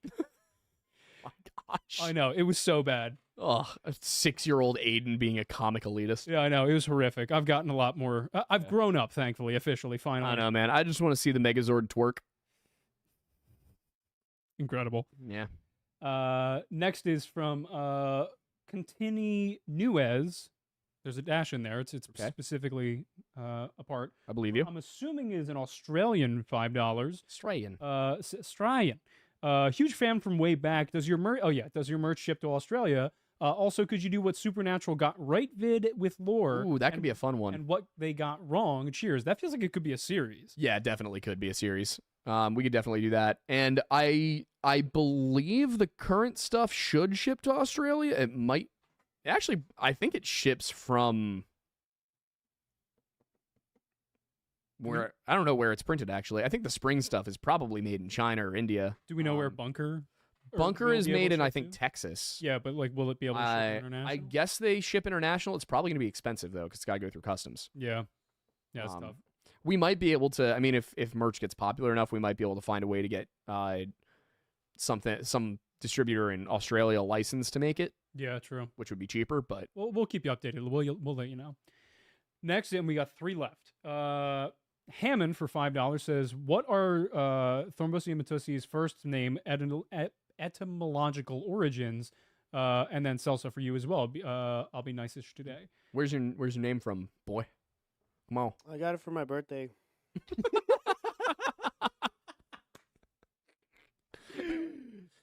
That was all right. That was the best answer we're gonna get. I'm Irish as hell. Yeah, that's all I got. Yeah. What's Celso mean? My name. Okay. You know what Aiden means? Yeah, it means fiery one. Yeah. Or warmth of the home. Yep. Yeah. We were flaming. Yep. Yeah, yeah, it is. What I traced my name was super Latin origin, like old language. Apparently it's a common Greek, not even common, but old Greek name.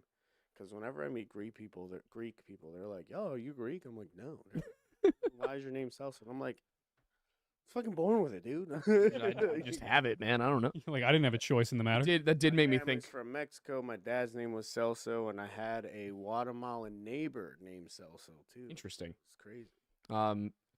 Yeah, it did make me. Like a famous Colombian named Celso Pina. Famous. It's got to have made its way into. Maybe it's from like a. I think it's Latin, dude. I wonder if it's from like an epic, and that's how it made it into Spanish. I wouldn't be shocked. Yeah, but yeah. So Aiden, it means fiery one. It is a pretty old name. From what I understand, it was a derivative of, and this could It be also can wrong. mean little fire. Well, yeah, but I remember it specifically from, and this is just me Googling, it may not be 100% accurate, but it's a derivation of a name for the Celtic god of the underworld, supposedly. I'll have to look into that. That sounds new to me because the Celts didn't really have an underworld. Yeah, I just remember looking into it like back in like high school and college Yeah. and seeing that, so. I'll take a look. Liver failure. Yeah. I believe it does have the same root as Ethan, if I'm not mistaken. It might. It's AED, I think. Name I've ever So there is an aid. There is an Yeah. aid. Yeah, I don't think he's the god of the underworld. Magic That doesn't sound right. Johnson. He might be the god. He's not the god of the afterlife. I can't remember who aid is, or how it's technically pronounced. But, what's it say?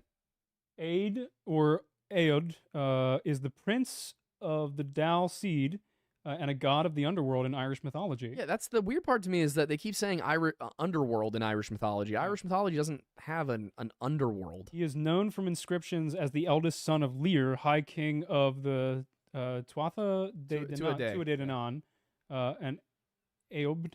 I'll have to look into that because my understanding of the Celtic like spiritual world was that there's not really an underworld, there's a part of the other world where the dead go. But that could be Wikipedia just it could be a mistranslation. Mistaking otherworld and underworld. Yeah. So well, that was the last. I could also, it's possible I'm wrong. Yeah, that's fair. So that was the last of what we said we were going to cover. So what's that last one? There's 3 more. J-Mo's back saying, "Can a horse learn to love Mr. Hands?" Yes, I'm an ass.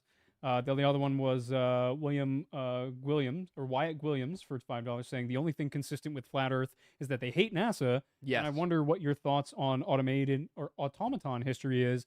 That's such an interesting subject. I rarely see anything that I can consider verifiable with it. Automatons? Yeah. Oh, yeah, no, dude, spill oil. What? Spill oil. Take back Cyberstan. No. Amazing. And then the last one was from True Venus Blue Cubes for Canadian $20 or $2 says the case is unsolved and is over 20 years old now. All right, I can take a look at it. Yeah, if it's unsolved, that's our thing. Granted, it's probably unsolved because the RCMP just sucks at their jobs. Yeah, we've covered that many times. Good Lord.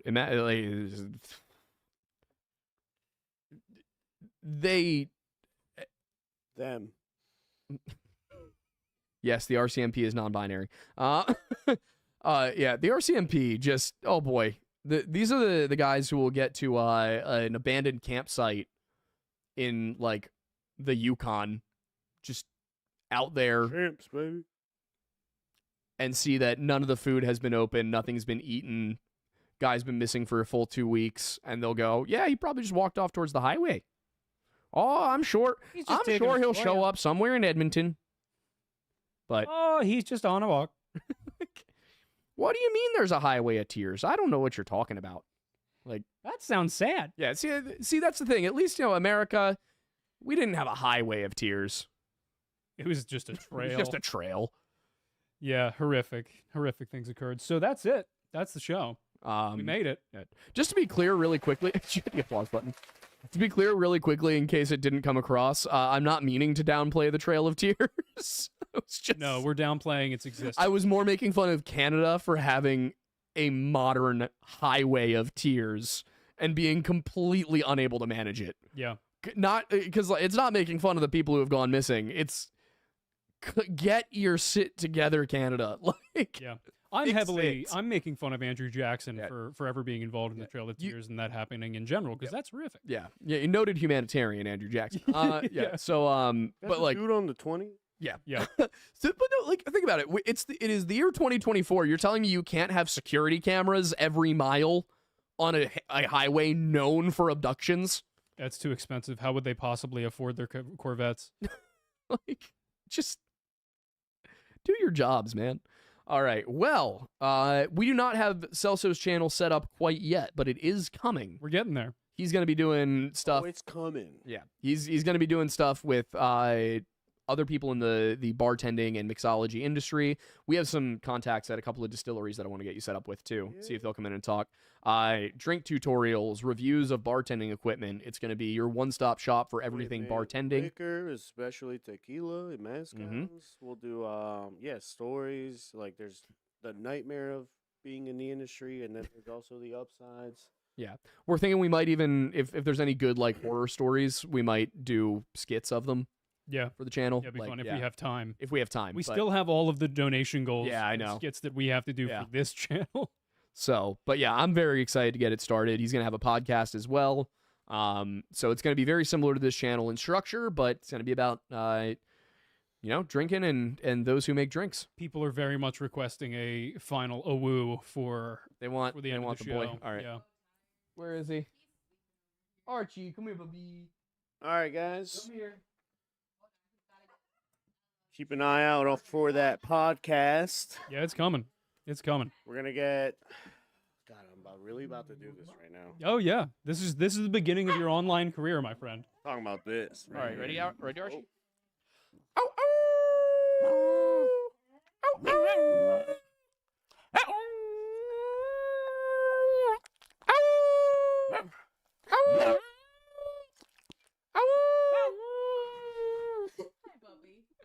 He's like, why do I have to do this at this late hour? Why am I being abused in this manner? He just wants to go see. He just wants to go sleep. Anyway, let's also plug himself. What? What am I doing? He's gonna plug himself. Plug? Yeah. That's Hey, what, yo? That's what. That's what it's called when you talk about your socials and all of your upcoming Oh yeah. Okay. things on social media. CVL Boozy Mixologist on Instagram. CVL Boozy Mixologist on Instagram. CVL Boozy Mixologist on Instagram. Is there an underscore? Special drinks. Is there an underscore? Bartenders. Special ingredients. What's up, brother? Let's go. Celso, is there an underscore in CVL Boozy Mixologist? Yeah, there's like 2 or something. Okay. Just want to make sure that was in there. Just I guess you're gonna- We'll toss the Instagram link into the description at the end of the show. Don't worry. But yes, go ahead and follow him. He does have his I'm on Instagram and everything set up TikTok. already. Instagram and I guess YouTube soon. You will be on YouTube very soon. I'll be on the tube. Yeah. And don't forget his OnlyFans. Yeah, I might be on the hub soon too. All right, check it out. What? Now you don't want to Incredible. All right, Mattis, anything you want to end this stream with? Mattis, you said you'd take your shirt off if I got here, so Well, I can't really turn around between Archie and the I get it. All right, I'll let it distance slide. I'll between let the it slide chair today. and the I'll let it wall. slide today. But yes, last few things. We do, of course, have our other channels. If anybody is curious, I stream 3 nights a week, typically Tuesday, Shirtless. Thursday, Friday. We have music coming out. And we I'm have so terrified because I've never played music live before anywhere, and I have to learn 4 songs in Yeah. 12 days. Oh yeah, we're playing a quick set at Trouble's End Brewing in Collegeville, I'm on Pennsylvania. vocals, of If course. you're there, please do not flame me for Yeah. getting every note wrong. I'm trying to learn them. Down? They're not easy songs. Yeah, so we're actually opening for an emo night at Trouble's End Brewing in Collegeville, Pennsylvania on the 26th. I believe it starts at 8 p.m. And the guy running that emo night is also a guy who's going to have a show on our network. Oh, yeah. Yeah, so and the guy playing drums with us at emo night is a guy who does our editing for the Aiden Mattis channel. Yep. So everything in Phoenixville is quickly becoming redacted. So, Which is hilarious because if you don't know that that's the name of our Yeah. company, oh it's boy. becoming redacted. Yeah. All right. Well, thank you guys so much for hanging out. Go check Celso out on his socials. We will have an announcement when his channel is up and running. And yeah, that's about it. Once again, I'm Aiden Madison. Thank you for stopping by the Lore Lodge. Thank you.